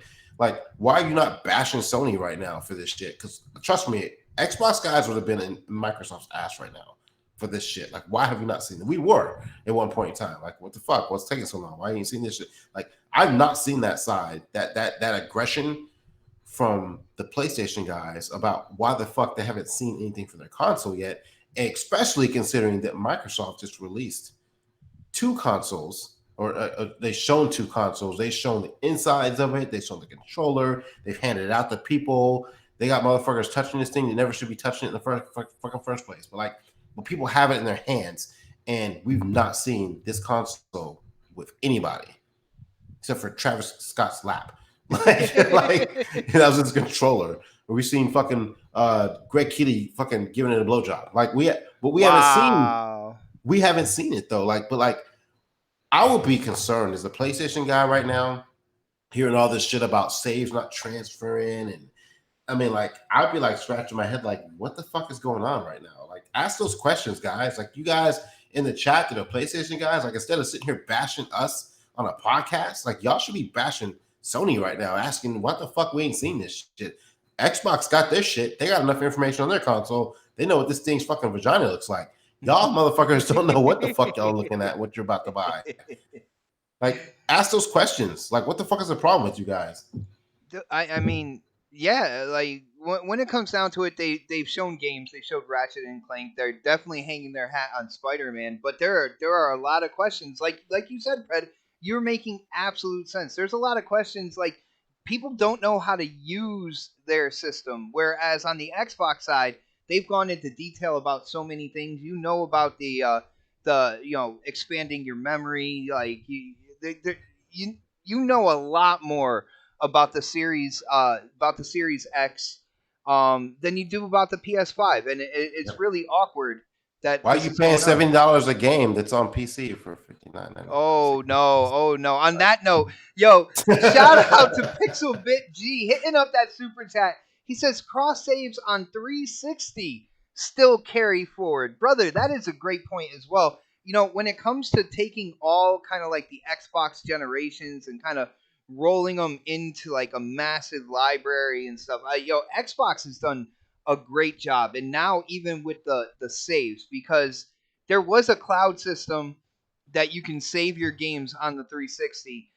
If you haven't played that game for a while, the cloud had to load up and it took forever. So hopefully that whole process is sped up. For people who still have 360 saves and they're going into a game on the series that they haven't played since 360, but they're covering all the bases is what I'm pretty much saying here.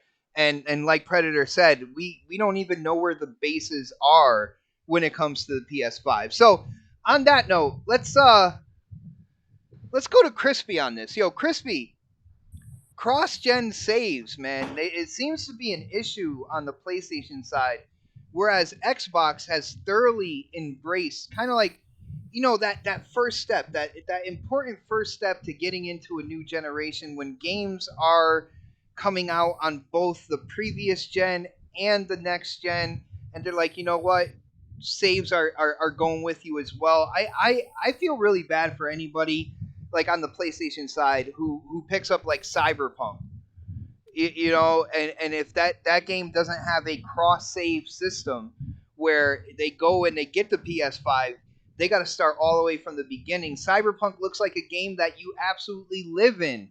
So people put in so many hours, and then when they upgrade to the next gen, they're gonna be like, "Oh, I got to start back at square one on this whole thing." Yeah, I feel bad for people like that. What are your thoughts, Crispy?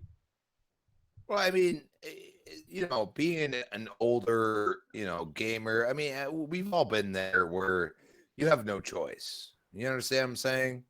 You have no choice. You upgrade to the next console. You pay for the games that you like that was on the old console. It's a very easy thing to do. But even through 360 to Xbox One, Xbox has been on this path of saying, hey, you have these saves, you have everything else. We're gonna contribute to that. You're gonna keep your gamer score. You're gonna do everything that is what you like. You know what I mean? Like that's what it comes down to. What you like. Now, I'm not gonna hate people for buying, a Demon Souls or something like that, because to be honest, I never played it. But don't hate me for wanting to play Gears 5 at 120 FPS in 4K. Okay? Just don't. All right. And my point is that the best part of it is, and a lot of people hate me for it, they're like, you're such a gearhead, but you couldn't buy it. Why the fuck am I gonna buy it if I'm subscribed to Game Pass? There ain't no damn point. Okay, there's not. I'm sorry. Like, I could save that money for a game like Cyberpunk or something like that. You know what I mean? Like, or buying my girlfriend, MK11. Like, dude, there's no reason. I love what Xbox does with multiplayer. Okay, and if a lot of people that know me, they know that actually I started multiplayer on PlayStation 2. Just to let you know. I loved SOCOM. The OG SOCOM and SOCOM 2 are two of like games to my heart. And I was wishing that they would drop something. Maybe it'll happen in the next month. I don't know, but I highly doubt it. And then it'll probably be another 2 to 3 years out. I mean, you have to understand that PlayStation's dev cycles are 6 years. That's why you say they're gonna 2 to 4 years, something like that. We're gonna. I mean, they're so vague with everything, and it's annoying to me. Okay, it doesn't make me want to buy into the console. I'd rather play the exclusives that I haven't played, like Ghost of Tsushima on the PS4, and probably pay the normal price of $60. And now all of a sudden it's 70. All of a sudden, even though those games can play on your console that you could pay 60. Look, I am the type of person that I'm a gamer. Okay, I call out the games that I want to play. Actually, Bot got me into Doom Eternal. Okay, he bought it for me. I feel bad. Why? I feel bad because now it's on Game Pass. Yeah, Okay, well, you got and to I play it kind for of how long? said that. But I'm about halfway through. I mean, the game is tough. Okay, if you don't like tough games, don't fucking play it, dude. It is tough. Okay, it will whoop your ass sometimes, but if you are a persistent person, you will fucking love it because once you figure out everything you have to do, it is great. But the problem I always have is I'll go from Tony Hawk to Doom Eternal to Gears 5 to MK11. And that's where the quick resume, that's all the things that they're showing right now Mhm. that means something to me. You know what I'm saying? And it means something to me because if I jump back into the game immediately rather than waiting for it to fucking load, it's kind of annoying. It kind of puts you off immediately. You know what I mean? So these little software changes that they've made. And keep in mind, most of these games that everybody, all these YouTubers, everybody else that has the console in hand have shown are unoptimized. They're not optimized, dude. Like, you have to understand, like, literally, I'm expecting, and I will call it out. If I boot up Gears 5, it should take like 2 seconds. You understand what I'm saying? Like, and I will call it out if it doesn't happen because this game, when the launch happens, is going to be optimized. They've already shown part of what they could do. And I think you're going to see that. And I think you're also going to see something next gen. And that's why the embargo is there. Okay. I think you're going to see something that's totally next gen that people are going to be like, holy shit, all these people are playing this game. Can I deny that? Can I, in my head, trash on, a YouTuber you might like, a YouTuber you might not like, whatever. Like, that's what I think they're going about this. They are going to be very precise in how they approach this. And the only reason why, and I'll give PlayStation credit, PlayStation caked the fucking shit out of Xbox last gen. But we are in a new generation.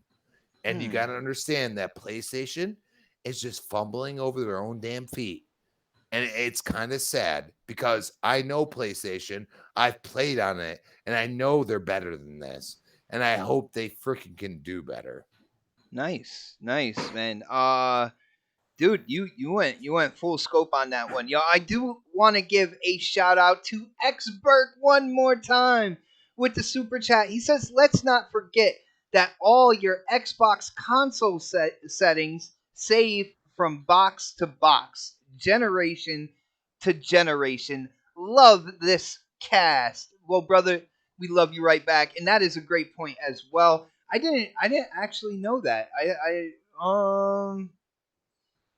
Dude, if that's the case, if all your settings just come straight over, and I would think that they would. That is also that's one of those features there that they don't really talk about that much, and it's just an ease of life type thing. It's something really nice to know that when you get a new console, you plug it in, you put in your profile. Yeah, that's right. You put in your profile, and then all the settings are kind of like put Well, into it's the place. Microsoft account. Like literally, like Yeah. you can do whatever you want with the Microsoft account. And that's the beauty of it. It's a total ecosystem.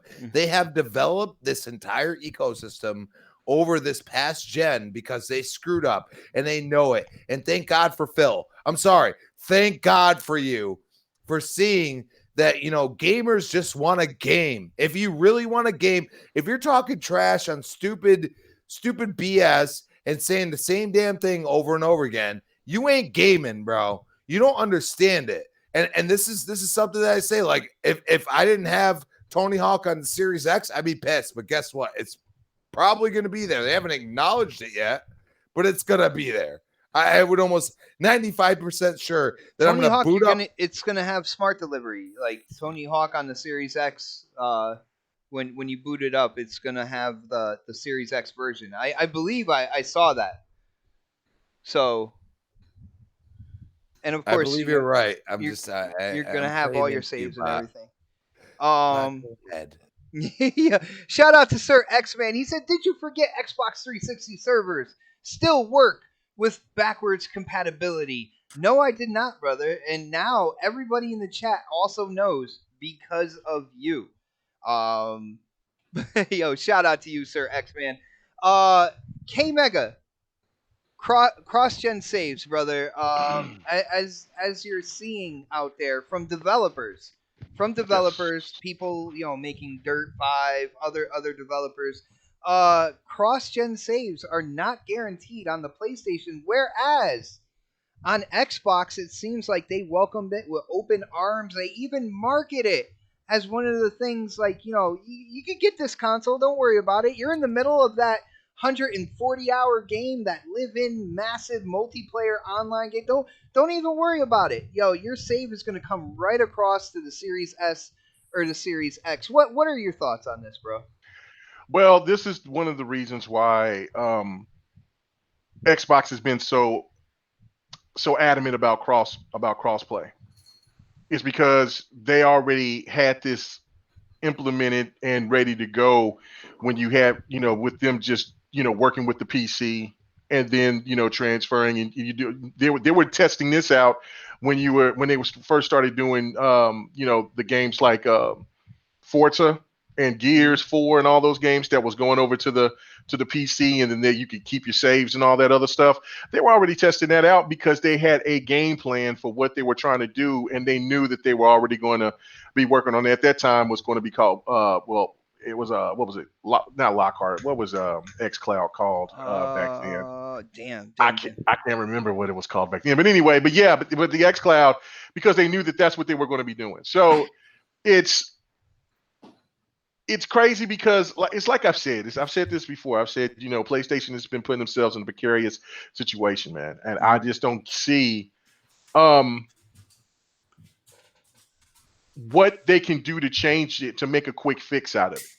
I just don't. Dude, They is Sony, because me and you have kind of talked about this before and said be careful about whoever's on top, because yeah. they have a tendency to kind of get smug and be like, yeah, you're just gonna buy it anyway. So Mm-hmm. many people have bought this generation system, so next generation it's a given. Don't have to do this, don't have to do that. Do you see signs here that Sony is coming across as a little smug here moving forward, Yeah. man? This is it right here. Okay, so there was something that I think I'm going to show that graph on GRG tomorrow. It's very interesting. I don't know if it was Six Layer or if it was PK that showed this graph of the console generations through its history, and it showed from like ColecoVision was on top. Oh damn. It was Magnavox on top one time. Then it was ColecoVision. Then it came out to the Atari. Then it went to Nintendo, Sega got close, and then PlayStation got it. And then PlayStation has really maintained it, while Nintendo is decreasing and Xbox is moving. It showed Xbox is nothing, and it slowly started getting up, and it's in third place overall and it's caught up. It is damn near caught up to PlayStation. Mm. I mean not the PlayStation, but Nintendo. Yeah. Nintendo is completely damn near fade to where Xbox could take the second spot. What I mean by this, and I know that the people that's on here that don't think logically, this happens with everything. You can only be on top for so long before your ideology and everything about your structure of who you are as a company starts to fade. That's Yep. why I keep saying to people well in advance, me and you, Bot, is that don't sleep on the competition, especially when the competition is too cocky. Hungry. PlayStation, yeah, and the company, if the competition is hungry and they're thirsty and they are tired, and if you, and this also comes with good management, then you have the perfect recipe of taking over. No different than what PlayStation did to Nintendo. No different than what I'm seeing Xbox is getting ready to try to do to PlayStation. And I know that's going to get people pissed off for me saying this, but PlayStation has been played this game for so long of being, and that's all they've known is the traditional way of doing things. At one time, if you think about it, PlayStation from the 1 and 2, even going into the beginning of the 3, were hungry on enhancements. Then all of a sudden it just stopped, and then they just started copying everything.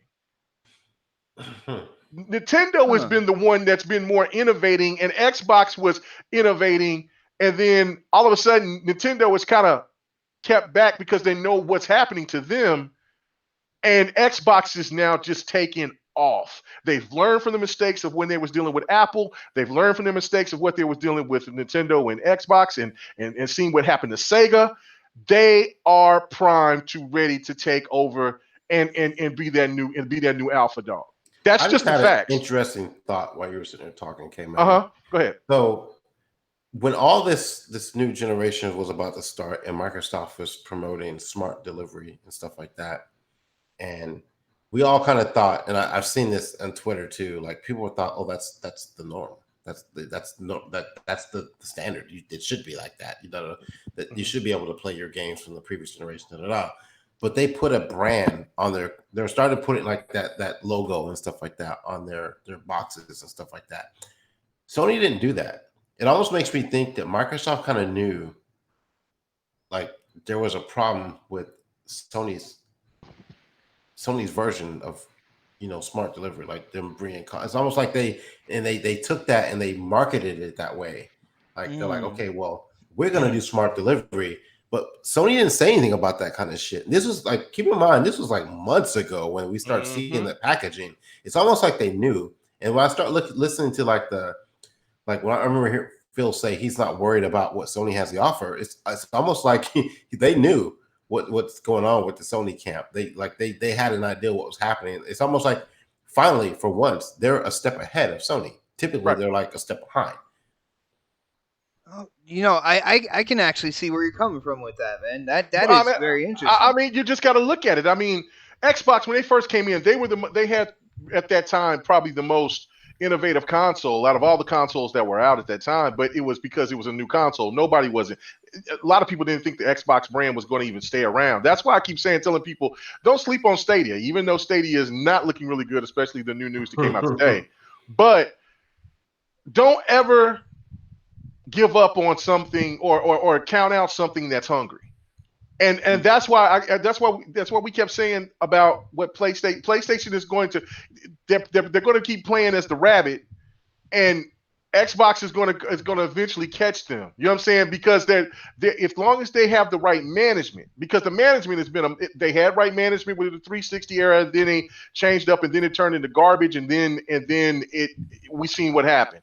And I think what Phil and them also seen is this is look, we went through that turnover. We had a hard time, and it took a while for us to get our feet.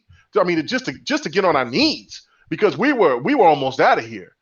PlayStation is going through that same turnover. Like that's what I don't see why nobody don't really pay attention to that. Like your legends in gaming are gone, except for one, and he got demoted. That's what I'm trying to figure out. Is like, okay, if you guys aren't liking Jim Ryan's decisions on what they're doing, what makes you think that you're going to love what PlayStation's going to be doing down the line? So it's also another thing, and that's why I say it's a precarious situation because of this. I can't wait to see. That's why I've been saying I want to see that new UI from PlayStation. If that UI is not comparable with the PlayStation 4's UI, you could have a situation to where what Xbox One owners had to deal with not communicating with 360 owners. Now, hopefully that they can link that up through through the PlayStation, for the PSN accounts, and people can probably chat through that. But if they don't have a plan in place on that, just think about how many people's going to get turned off from that. I know that you guys remember that who was early adopters of the Xbox One and how frustrating that was when we couldn't talk to a whole bunch of our friends on the 360. Mm-hmm. Yeah. That pissed a lot of people off. That pissed me off. Like, come on. And that was because of that whole new infrastructure, that whole new UI. Then Xbox slowly changed it and got it. Well, there's something here that's pretty weird that I was reading, is saying that, look, in order for you to play your PlayStation 4 games, the PlayStation 5 has to have a major patch first. So if that patch, you get that patch, and I'm also hearing that games that are discs pretty much are not going to work. It's going to have to go through the account some kind of way, which that can give all types of hiccups. And then if you put in that patch when you download your PlayStation and everything, and then you jump in and try to play one particular game, let's just say, like for me, EX Layer, that might not be in, because they're saying 99%, but that's still. But at launch, I don't think it's going to be 99% of the PlayStation 4 games. I think it's going to be maybe about 50, 60%, maybe at launch. And then so if the EX Layer, if I want to play that game, and then it doesn't get, because it's got to do this patch to get this boost mode, and then if you can't talk to your other people because of this UI situation, because and let's say that patch, usually patches sometimes come out and mess up, and then they got to fix it and stuff like that. There could be a whole bunch of shit that goes on that could go wrong. Not saying that it will, but if PlayStation doesn't see the mistakes of what Xbox did with the transition between the Xbox One and the 360, PlayStation is going to be in humongous trouble. I don't care about Dark Souls. I don't care about Spider-Man. I don't care about God of War. I don't care about Horizon Zero Dawn. If they have problems like that at launch, going into deep into the year, you're going to start seeing more and more people start complaining. And that's not good for the start of the console. Don't matter how serious it is, while the competitor has already had everything placed and everything ready to go. You need to tell me that I can't talk to my friends, I can't play. Let's just say that there's some kind of weird thing that happens and the patch messes up and people want to play. You got PlayStation 4 fans that want to play with PlayStation 5 fans, friends, the new COD. And if something goes wrong to where they can't communicate with each other, or they can, or just anything messes up with that infrastructure, then people are going to have a fit. So it's weird. I'm not wishing the worst, but how I'm looking at this from outside looking in is that if PlayStation doesn't get with the times, PlayStation is going to go just like that graph. They've had like damn near a 30-year run. Ain't no console going to last forever. Ain't going to have no run forever. We thought Nintendo was going to last forever. They're done. So eventually, what Xbox is doing, and if you listen to these big YouTubers and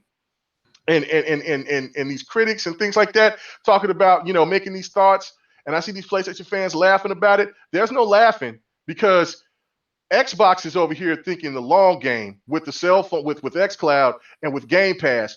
That shit is serious. Those are things that will, like I said in a video last week, I said this. I said PlayStation could still sell the same amount of consoles and lose the market share, because Xbox could be dominating in Game Pass and with xCloud. That's how serious it is. So people got to think about that, man. And then also on top of that, Xbox doesn't really care about the whole situation with games being on PC. PlayStation has to think about their fan base bitching at them if they put their games out too early on PC, and that right there is a problem. See, that old thought process of what got them through this generation and made them as strong as they are, that shit is going to be out the window. The Xbox fans already had to adjust to that. PlayStation fans is going to be in for a rude awakening. This is going to be some crazy shit going on. It's going to be a great generation. Don't get me wrong, but this could be the downfall of the king. Damn, bro. Damn. That is something to think about right there. Like, yo, wow. K Mega, you killed it. You absolutely killed it right there. But Dark, I don't think we got to you, bro. Hello, Dark. I just made Dark go and Hello, dig some darkness, dirt. my friend. Can you hear me? Oh, there There you he go. is. I thought we got. I'm I here. thought Dark just got a shovel and some Dark- dirt and just threw himself in He after took a nap. what I said. He took a nap. He was like, you know what? I wouldn't stoop to that level. Trust me.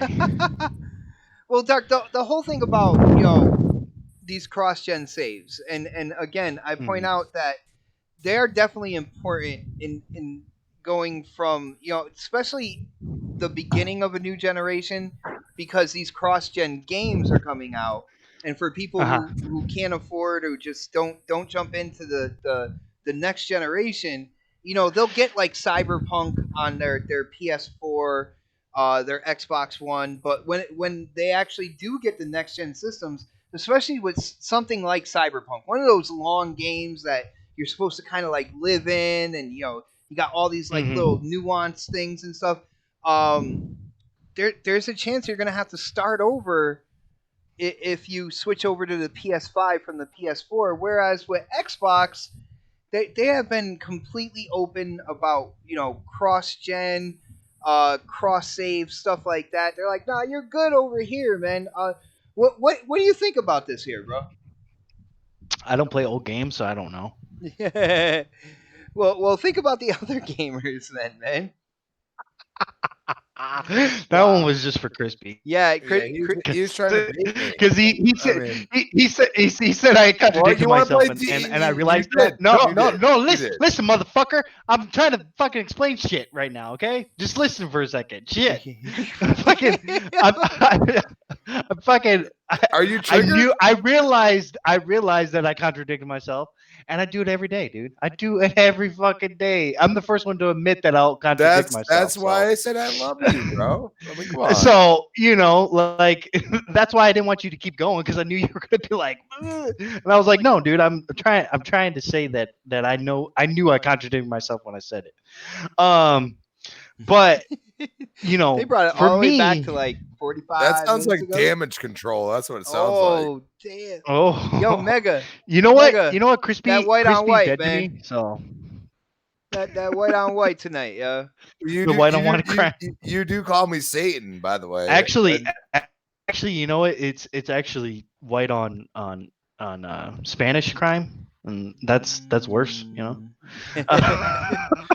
But yeah, man, to be honest with this whole situation, I gotta agree with K Mega on this one. I think He went in, bro. he went in, bro. He did. He brought in a lot of facts, a lot of things that I think is concerning. I mean, for me personally, since I'm getting a PS5, I'm gonna play all those other games on the PS5. But I do see, what people are talking about with, if you're taking stuff that's played on the PS4 and moving it, especially since I think some of the games you're going to be able to move from disc on the PS4 to the PS5. At least that's what I know of, is that you're going to be able to do that with. I know Cyberpunk's going to be able to do that. And I know Assassin's Creed's going to be able to do that. I think mostly the Ubisoft stuff. I'm not sure if everything's going to be able to do it, but if you take that disc and you put it in the PS5, is that save from that from your profile still going to be there when you're playing it on the PS5? That is concerning. That is something that we should be concerned about. That's something that I think, especially for people who aren't going to get the console day one, that's concerning. That is definitely something people are going to have to think about if that's the case where they can't play those games on um on their PS5. It's scary, man. That is scary because granted, if you finish the game on PS4 and then you go and play it on PS5 and your save's not there, for me personally, that wouldn't bother me. But like if I'm in the middle of a game and I switch over to a new console and that's not there, that is concerning. That is something that should be concerning to everybody on the PlayStation side, because you're taking a game midway, halfway through on the PS4 to the PS5 because you want to see the new, the enhancements if there's any, you want to see if there's any, anything that's better about it And continue your on the new progress. console and continue your progress. But if you can't do that, That hurts. That Think hurts. about the popular games right now. Like we got like Fortnite, people that play that. Yeah. There's Destiny, like the But shooter. I heard your progression on this Destiny and Fortnite and things like that is going to carry over. Well, that's because it's because going to through the their PS5. servers, yeah. We Because saw those are Fortnite. servers. We saw Fortnite at the But I showcase. think- Remember? Right, yeah, but I think games like Cyberpunk and Assassin's Creed, single player type of games, that's going to be a lot more concerning because it's like, am I going to keep my save over there on the next gen? Let me ask you a And- question. Can I ask you all you guys a question? Could you think that it was when Xbox was trying to first push this whole cross gen thing, and Sony was being so adamant when it came to when it came to everything, and then we know now that PlayStation is doing it now is got a partnership with Epic. And could it have been at that point in time when they stood there and had that partnership where PlayStation did change their tone? Was it then where they're like, look, you're going to have to think about these cross saves, because if you want to be partnered with us, we want this game to be all over the place. And then that's when PlayStation could have changed the tone. You think that could have been when they first actually started this? I think that could have been a possibility, Mhm. but I don't know. We don't even know what's going through PlayStation's head right now. I mean, yeah, granted, I'm getting a PS5 day one because, I mean, that was the only console I was able to get. Oh, I was mean, gonna say I Demon tried to Souls. get an Xbox, It's Demon Souls. and that's why. hopefully maybe hopefully maybe I can get an Xbox, here soon. I'm hoping. But yeah, I mean that right there is that should be addressed already. A lot of this stuff that Xbox has addressed should have been addressed by PlayStation as well, or you know by now we should know about all this stuff, but we don't know anything really from PlayStation. Like, we know what's coming, we know that we know what the console looks like. We don't know. We know from what Mark Cerny was talking about with the hardware, but we haven't seen it. We haven't.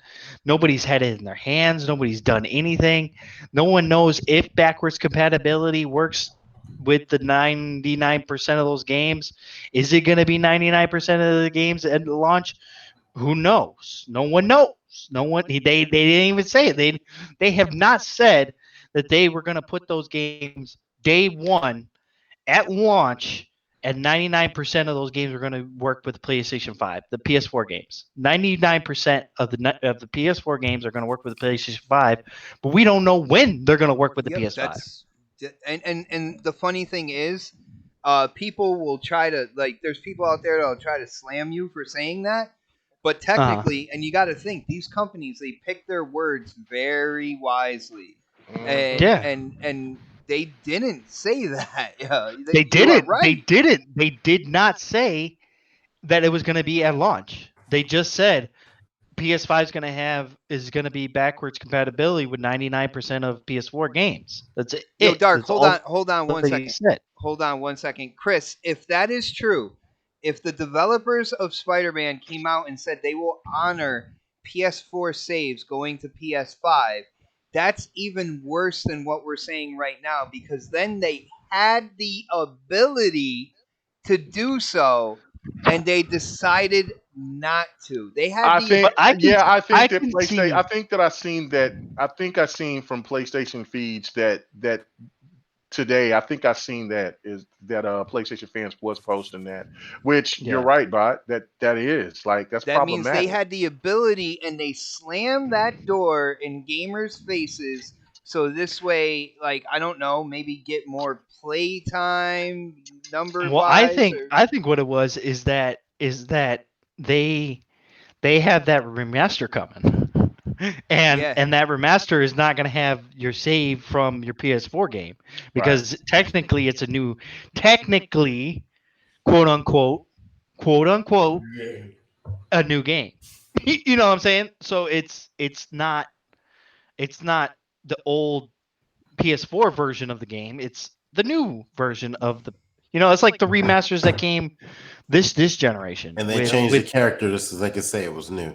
yeah Exactly. that one's that's a whole Hold different on story. again, one more time. That's a whole that doesn't bother me, but that's a whole different story. But What like if you look at the games this generation that were remastered, did your saves come No, with they those didn't. games? No, No, they they didn't. didn't. So That's a that's a great different point. story. But I can see with Spider-Man if you're taking the Spider-Man from the PS4 over to the PS5 and your save's not there, that's fucked up. Hold on, real That's quick. really fucked up. Real quick, Christopher, and yo, I hear you saying about moving the goalpost 101, but here's the thing: I was going off the idea that there was something structurally different when it came between the PS4 and the PS5 that wasn't allowing cross generation saves. Now, Well, that's the thing with if you look at the PS4, if you get a PS4 and then you get a PS4 Pro, none of your saves go over to the PS4 Pro unless you put it in the cloud. None of your saves go over and you can unless you only have it in the cloud. and you What have to have cloud? PlayStation Plus to have cloud saves. Yeah, Right? you have to have exactly. You have to have PlayStation Plus in order for those saves to go over to So the other console. what we have to analyze this real quick because you know what you got to understand. Okay, you're using Azure Cloud at this point. Okay, you didn't pay what you paid to not use it. Okay, why isn't this the same thing that what you just said? Why isn't it? That's a strange thing because actually the architecture from PS4 Pro or even PS4 to PS5 is much similar than what we did in the generations before. It makes absolutely no sense. It's called a freaking money grab, people. Ooh. Yeah, Get I mean your that's head what out it of is. your ass. Wait a minute. Wait a minute. I just thought of something. I said it a second ago and it just hit me. They're calling this a remaster because they changed the character in the game. Right. Yeah. Pretty much. And that's all Yeah. they've changed in the game. It's the Well, exact same game, but they they did new mocap for the new. They new visuals for a new character. But that's they did, it. and then they also enhanced a few things here and there. It's not Enhancements like you could get that you But just like. here's my problem with this whole bullshit. Okay, these games that are old right now because Xbox hasn't shown anything new yet, which I actually enjoy at this point. You can't tell me that it's just it's irrelevant because you have to understand that like for them to power through taking games like Red Dead and making them better immediately. You know what I'm saying? You have to Yeah. understand that makes total sense for what we're going through. Look, I've been through all the generations. I understand where a PlayStation gamer is coming from, but your narrative was destroyed by your own damn company. Okay? It was. All right. And that's nobody's fault. The people like Dark was like, I ain't touching that with a 10-foot pole. Okay? And he been like that the whole time, and I appreciate that. But it's absolute bullcrap that you can't take the same fucking architecture and move it over with PC involved. And Sony's been in PC for a little bit too. Yeah, Just they're saying. they're getting their toes wet in DC. That's for damn sure. So, I mean, my point is that I just want a pro gamer approach. Like, look, we're not going to get we're not getting these games that everybody thinks they're getting. They're getting the games that have been built on the PS4 architecture, not the PS5. And the worst part is that they freaking lied to everybody. It almost made me buy PS. I'm like, I can't get it. Like, I'm worried about that. Well, but then I'm interested in the older games. You know what I'm saying? So I'm like, let me hold myself back real quick and be like, let me see what they're doing. And then all of a sudden, halfway through your showcase, which is the same thing Xbox called, by the way, showcase. Remember that? Not a PlayStation 5 a party or something. They could have changed whatever the hell they wanted to for the name. They said showcase. Okay. It's the same damn thing that Xbox been doing, but they've been doing it longer, and they've been doing it few and far between that people actually understand what they're trying to do. They're trying to allow you to play the games that you already are playing on the next gen console with better frame rates, better graphics, everything else. And that's the whole point. Like, it boggles my mind that people are calling out the SSD. Like, I get it. Like, but for me as an Xbox gamer, this is going to be a huge leap. 50%. The SSD isn't going to do anything except for making the load times faster. That's all it's going to do. It's not going to give you any enhancements in graphics. It's not going to do anything like that. What's going to happen is, because they haven't said it, they have not said, all they've said is that 99% of PS4 games are coming to PS5, but they have not said that those games will be enhanced for that console. That because is you know also why? true. Well, because you know why? Up 1440p, hold on, 60 because FPS. But hold on, because you know why? Because I guarantee you they're almost planning on making you pay for remasters. Well, yeah, that's that way. It's proven it with Good point. Absolutely. They're proving it with the Spider-Man. They're proving it with Demon Souls. I mean, yeah, granted, Demon Souls looks fucking phenomenal. It does. It looks way better than the PS3 version. It absolutely does. And I would say that it was a complete remaster. I would say it was a remake more than likely with that one. But these games, yes, they're going to be back compat with the PlayStation. They've already said it. Those games are going to come, but I see what Crispy's saying is that there's not going to be any enhancements for these games. That's kind of an issue there, because it's like, well, if Xbox is getting the enhancements, then why isn't PlayStation getting the enhancements when this new console? And don't get me wrong. The problem I have is that it's their exclusive content as of now, at least, especially for Demon Souls. You know what I'm saying? As of now, we don't know what they're actually thinking of. You know what I mean? Like, it could actually release to every console because Bluepoint's doing it. We don't have any clue. Okay, and that's could release to PC. That's the shade that they throw, though. And look, Xbox has done it before. PlayStation's done it way before. But we're in new times at this point. Like, when you drop Fortnite at your showcase, I had a problem with that. I was actually concerned because I'm like, Fortnite should just automatically go. Like, why are you touting this? You know what I'm saying? That's my point. Like, in GTA 5, which is like a 10-year game. Yeah. So I'm not trying to trash PlayStation. What I'm saying is that you want to pay for those games, that's fine. I'm fine with that. But for me, if Xbox was doing it, I'd be on top of the hill. I'd be screaming at the top of my lungs because I did that with Gears, and all of a sudden, shit changed. And you know what? I don't say it's because of me, but because I was part of the vocalness that said this isn't right. You know what I'm saying? And it's not going to come from us Xbox gamers. Like, Dark, I appreciate that you continue to say what you feel, and that's the whole point. Like, if you're a true PlayStation gamer, you love it. You gotta call that shit on the top of the hill. You gotta throw the torch up. You gotta stand up and say, "No, I'm done." And I've met plenty of PlayStation gamers that said, "Dude, you guys got to change. I love your ecosystem. I love the console. I love everything you do, but you got to change." And that's all that matters. I'm telling you right now, they better not charge you $70 for these goddamn motherfucking remasters. I can Yeah. tell you that right now. Okay, they already are, and this the thing though too is how. Well, they're not with Miles Morales, because that's like what, $20 more or something like that. And then Demon Souls is a complete remake though. Like it's So is that okay. So check this it's a out. little Right? different with that one. All right. Also, okay, I'm gonna have to ask you this, Dart. Okay, real talk. All right. So the rumors about the remake of Need for Speed Hot Pursuit, right? Mm-hmm. If that comes at $40-$50, and then let's say PlayStation, this is what they're going to live on. They're going to remaster these older games, which PlayStation fans themselves say they don't like older games, but whatever. That's either here or there. And let's say that the next game that they remaster is Sly Cooper, right?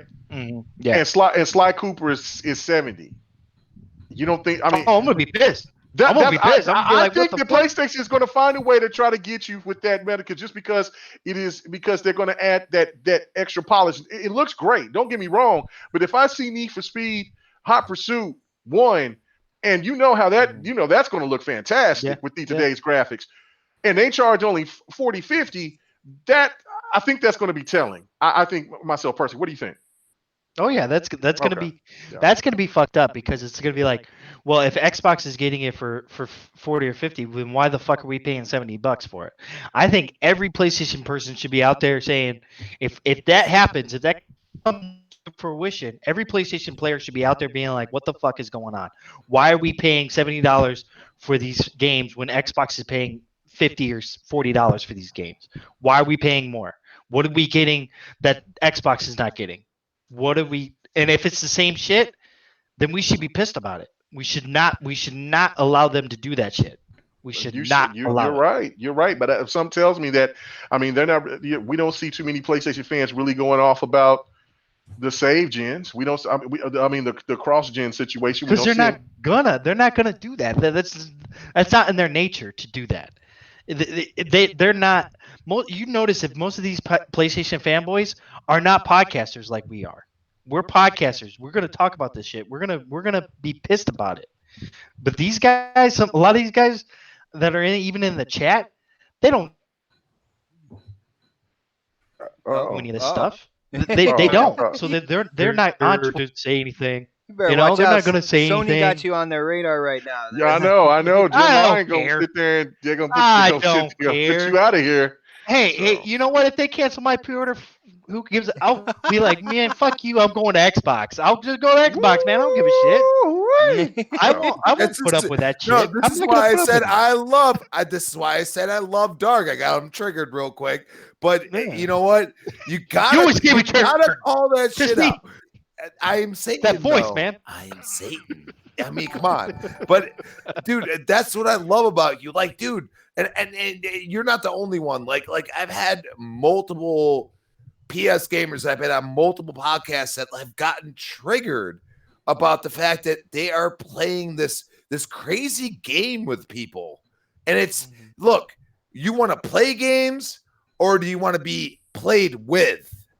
You know, do you want a console that's going to do something for you? Look, don't get me wrong. Xbox Series X, as far as now, has not shown shit. It hasn't. But now that they said we're supporting PS4, half those games you have to put in question at this point. You have to. I mean, as a gamer itself, like, look, I was a PlayStation gamer for 10 fucking years. Brother, dude. I don't know if I would say Series X hasn't shown shit, because there's been plenty of developers. If you go onto YouTube, because I know you're talking about games, Series X gameplay, You look at what they're doing with Scorn. You see multiple kind of like gameplays and advertisements Have for the people seen that? medium. Speaking of Scorn, have you guys seen the latest 7-minute Yeah, trailer from Scorn? yeah, buddy. That yeah, that buddy. game gives me the Bro, creeps, dude. It gives me the that thing creeps, dude. is beautifully awkward. It's Yeah. It's beautifully beautiful and terrifying disturbing. at the same time. But Very it's double A disturbing. Well, it's a game. horror game, so Game that's, it's that's right double up A my game, alley. bro. Well, yeah, but that's the thing, though. I mean, it's the graphics is so incredible Mhm. that it's like, damn. It makes you say, damn, this game looks insane. But Right. then you on the other side, damn, this game looks insane. I mean, like it's wild, man. Like I don't know, man. There's an extra layer of atmosphere in the newest gameplay that they showed. Like there is like you can like sense a heaviness in the air on the clips that you're seeing. Like it's so crisp, so sharp. Like and the detail in it is so disturbing. Like it looks crazy, man. I know There's no game out like it. Like there's no game that's looked like that. Well, I mean, there's no game that I've seen that looked like that, but I'm saying, but there's no game that has that type of atmosphere that I've seen in probably a decade or so or more. Yeah. It is very, very disturbing. There's people out there sleeping that game, but like because that shit that was in that jar with them teeth, bro. I'm like, yo, nah, son. Nah. Like you send me in that, take me. There's like a couple of worlds and that I don't ever want to be thrown in. That's one Gears. of them. Gears is not one of them. I ain't fucking with all like that an shit. Alien hell. That's what. Yeah, That's what this reminds me of, like an alien type of hell. It's like you just went through a Promethean hell. Yeah, you know what I'm saying.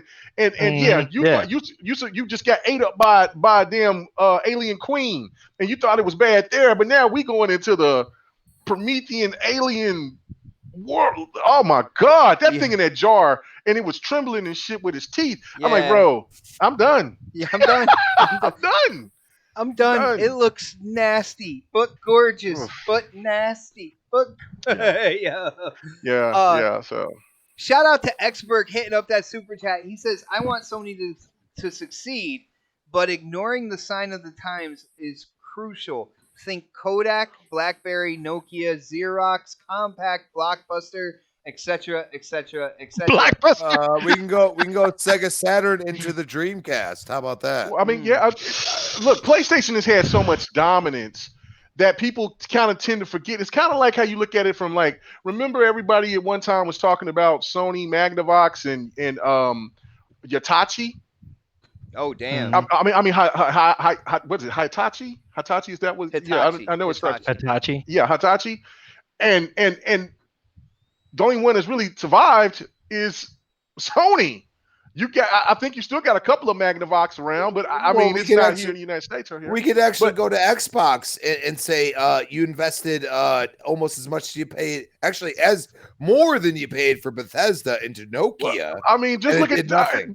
Nobody would thought. If you think about it, like, I mean, when the time that you seen the Zoom, and then you seen the what was the little music thing that the iPod, everybody thought the iPod was going to last forever. You know what I'm saying? Like, I'm like that because that thing was so slick, and I don't even know. I mean, you could go find an iPod somewhere for $10. So it's like it's really bizarre. Like, I mean, now if you want to try to get the more enhancements, I mean the later ones, I think there might be $100 and some bucks or whatever, 200 at the max. But like, I mean, just technology. There's always a competitor that's going to catch you, and it looks like Nintendo is in the point of almost bowing out because they don't want to spend the money like they did with the GameCube. You could tell they're only going to just stay in a spot where they're comfortable because they know that they can make a profit. Well, I'll tell you right now, they don't have any games this holiday season. No, but they're going to have tons of games, I think, coming up because I think that they're going to bring with a pro. So because they know that they got to catch up they got to catch up graphically in order for them to get some of these, I think they third party their own thing. To be honest, man, I think they just do their own thing, they don't give a shit about that. I don't know why they haven't put any games out like in a while. Like the last like AAA game was what, Paper Mario. Yeah, Like yeah, yeah. where's the games this holiday season Well, for you from got them? There's nothing. the Mario All Minecraft Stars. blocks. You got the Well, Minecraft my blocks on on Smash Smash. Bros. I, Yeah, I I think I think Game Pass is coming to Nintendo. I'm going to put that out there People been right saying that for now. years. I don't know. I think Nintendo, And no, if I they think it's do, going then to happen. Nintendo I understand that people have this thought process, and back then, I think that you know it made sense then. But this new way of how Microsoft is coming, Nintendo is going to have to give something up, man. No, they're not going to give anything up. They want people to subscribe to it. That's it, dude. Like I just got into an argument with a bunch of Nintendo fanboys about the fact that Wait. you There's you are Nintendo fanboys. I didn't know that. Oh yeah, they're deep, but they just dude, They're there. I'm telling you, all I said was that Nintendo, like even like Outer Worlds, I think it was running at like for the most part, like 15 frames per second on the Switch. So you add the cloud involved. I mean, these are bringing games that they didn't think they could play on that Switch, and it brings people to the eyes of the Switch. And not only that, Microsoft's going to ask for nothing. They're going to ask for nothing because you know what? Nintendo's been playing nice the whole damn time. They've been playing nice. A lot of people don't realize they've been playing nice. they'll be nice. I don't know, man. yeah. Right now, I ain't agreeing. It's going to be just a one sided I'm thing. I I'm really I'm don't. I'm recording that you said that. You know what I'm saying? And Yeah. we'll probably approach that. We're gonna like, use it I'll against take the him L. like you I'll used take the stuff L. against I'll me take the today. L. I'll take the L. I'll take the L. And I will. Christina said Hyrule Warriors is coming in Oh November. yeah, the new Hyrule, the prequel to Breath of the Wild, whatever. It's like a prequel, but it's set in like the Dynasty Warriors type of Yeah, gameplay. Dynasty Yeah, Warriors. Damn, they showed that like 2 years ago. That thing is just not coming out now. they showed Bravely Default like 2 years ago, and it hasn't even come out yet. Ugh. Okay. Bravely Default 2. I've been wanting to play it, but it's not even. Metroid. yeah, Yeah, Metroid. real quick. Shout out to Sir X Man hitting up that super chat one more time. He says Nintendo is waiting for everyone to get through with this stuff, and then they go in to launch Metroid on y'all, and everybody's gonna go back. And you know what? That's true. Well, the He's people not ain't wrong. left. Nintendo fans ain't left. Yeah. That's the one thing people. Yeah, Nintendo Dude, fans are the most even loyal. during That's my even point, actually, K Mega. even during the Wii U, like they're what people consider Nintendo's lowest point. Whenever first party came out, they had like 15 million consoles out there. They sold like 25 million That's true. Marios. Like it was so weird. I remember Right. they sold more. They sold more Breath of the Wilds than there was Switches out there. The launch of Well, yeah, the because Switch. Breath of the Wild was on the Wii U. Yeah, but I think they were talking about the Switch copies. of the Nintendo game. has People absolute were buying brand Switch copies. power, guys. Come Yeah. on, like Yeah, Nintendo no does. doubt, no doubt. They got better power than Xbox or PlayStation. No, you're right, but I just don't see why they haven't. I just Where's the games though? Like where are the my- games, man? I want to play some. my I want to play on feeling my Switch is. still. My feeling is that you get more eyes on the console. You know what I'm saying? Because the cloud, if there's a Game Pass app on that, the cloud will take over and it will run it at a better fidelity and everything else. The highest fidelity that the console could do. And like I said in my tweet earlier, if I bought a Note 20, it has higher frames per second. Thank you. And Yep, hit him. and it has Hit his ass. and it has higher fidelity. He's cut off about 5 people tonight. I'm not cutting. I'm cutting off the whole goddamn show. It's Yeah, 9 o'clock. thank you, This is thank over you. with. Yo, guys, we could go on. We could go on. Crispy forever. got quiet. No, but we could go on for this was one of those shows Well, he where didn't tell me to shut the fuck up. So this was one of those shows where with the topics and everything we can go on forever, but we did our marathon tonight. I think it is about time to wind it down. Shout out to the panel. You guys are absolutely incredible, and again, never you always have an opinion. Each one that I go to here always has an opinion, and there's always something different down the line, which I really appreciate. It gets people out there to think in different ways, to see things in a different manner. And I think a lot of people need that out there, man. There are a lot of really kind of like people walking with blinders on and they're only seeing one direction when there's a bunch of directions that you know situations in gaming can go. So shout out to you guys. Shout out to the chat. You guys have been absolutely amazing. The people that have hung out with us for this long. I think analytics would call that retention, right? But the people who hung out with us this long and still putting in your thoughts and opinions on what we're talking about, it has been an absolute amazing show. But it is time to wind it down. And you know what I say, like a 40-year-old with a comb over, it is time to get those plugs in. And I am going to start. You know what? I'm going to start with Crispy, man. Crispy, you're on a bunch of shows. You are on social media. You got to let people know about these things so this way they can go and start conversations with you out there on Twitter and whatnot, and check out you on other podcasts as well. So this is your time, man. Let them know. The gamer's got a game. Is that what you're gonna say? No. Yeah. Yeah, but it's at Crispy Bomb on Twitter. Crispy Bomb 28 Xbox Live. Hit me up. I mean, why not? I mean, I will talk all the ish. I don't give a shit. Yeah, Breakfast with Boom tomorrow morning, 10 a.m. and Retro Renegade 7 p.m. Tuesday nights. And you can find me here, of course, on the next podcast.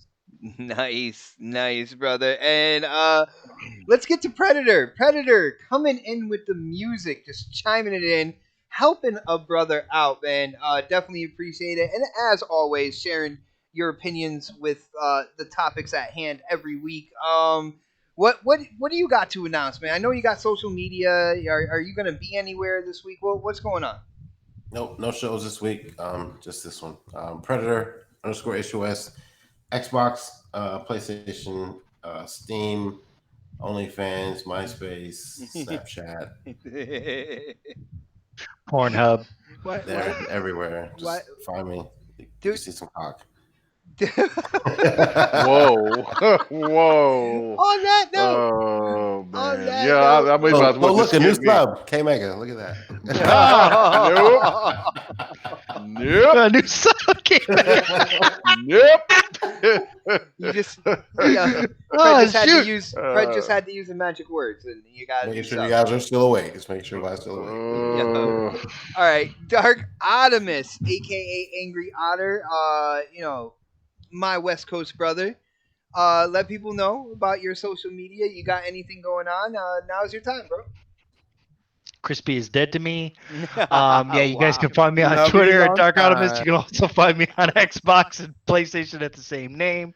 No, man, I ain't got nothing to announce. I'm just playing Crispy. But yeah, man, I love you. It was a fun show, dude. I can't wait till next week. It's gonna be great. Nice, brother. Yo, shout out to Fun Speculation. Crispy, I don't know if you see the chat right now, but is that true? Ew, that's nasty. Nasty, bro.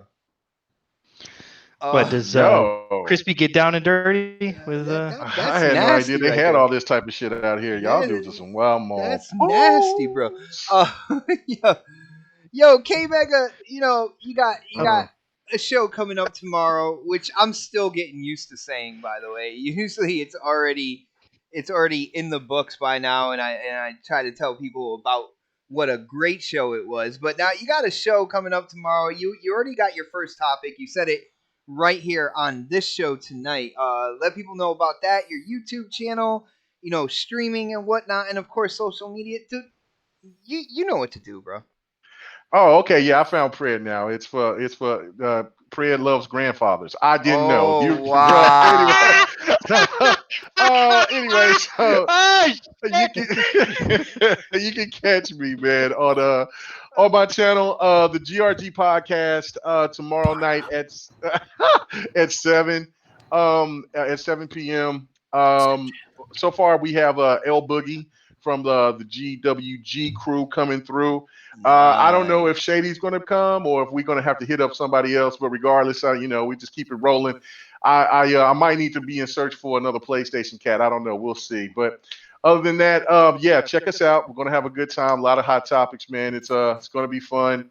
I've learned my lesson. If I'm going to do any drinking, I'm going to drink an hour after the show, not 20 minutes before or while the show is going in the very beginning, because by the end of the show I get really comfortable. But anyway, other than that, lit. Anyway, so check us out there. Check me out on Twitter at KMega4. I've been saying this for the last 3 weeks, man. I was like, I'm going to be streaming on a regular basis, but I just kind of once I beat a big game, I usually get into this funk and I just kind of just linger around. Mm-hmm. So I'm definitely going to start streaming tomorrow after the show. I might stream tonight after I get done with the stuff on with GRG, but if not, then I definitely will stream after GRG or before. But I will stream tomorrow, so check that out. And Sunday night fight nights, or Fight Night Sunday, whatever you like to call it, every Sunday night 9 p.m. It's also on YouTube and Twitch. So whichever way you want to see me, just come and check us out and listen to a lot of shit talking, man. Other than that, man, thank you guys. And you'll see me here next Thursday doing the damn thing on the next podcast. Nice. And again, shout out to everybody, all the super chats, all the people in the chat, everybody who was interacting with us on the panel. You guys are absolutely incredible. Love doing this show every week, seeing names that are here every week, seeing new names pop up and all that good stuff. It is an absolute blast, man. I look forward to this show every Thursday. But we gotta wind it down, guys. So I say it every week. We will see you next week on the next podcast. Have a great night, everybody. Brad's name is the penis demon of Grandpa's. Grandpa lover.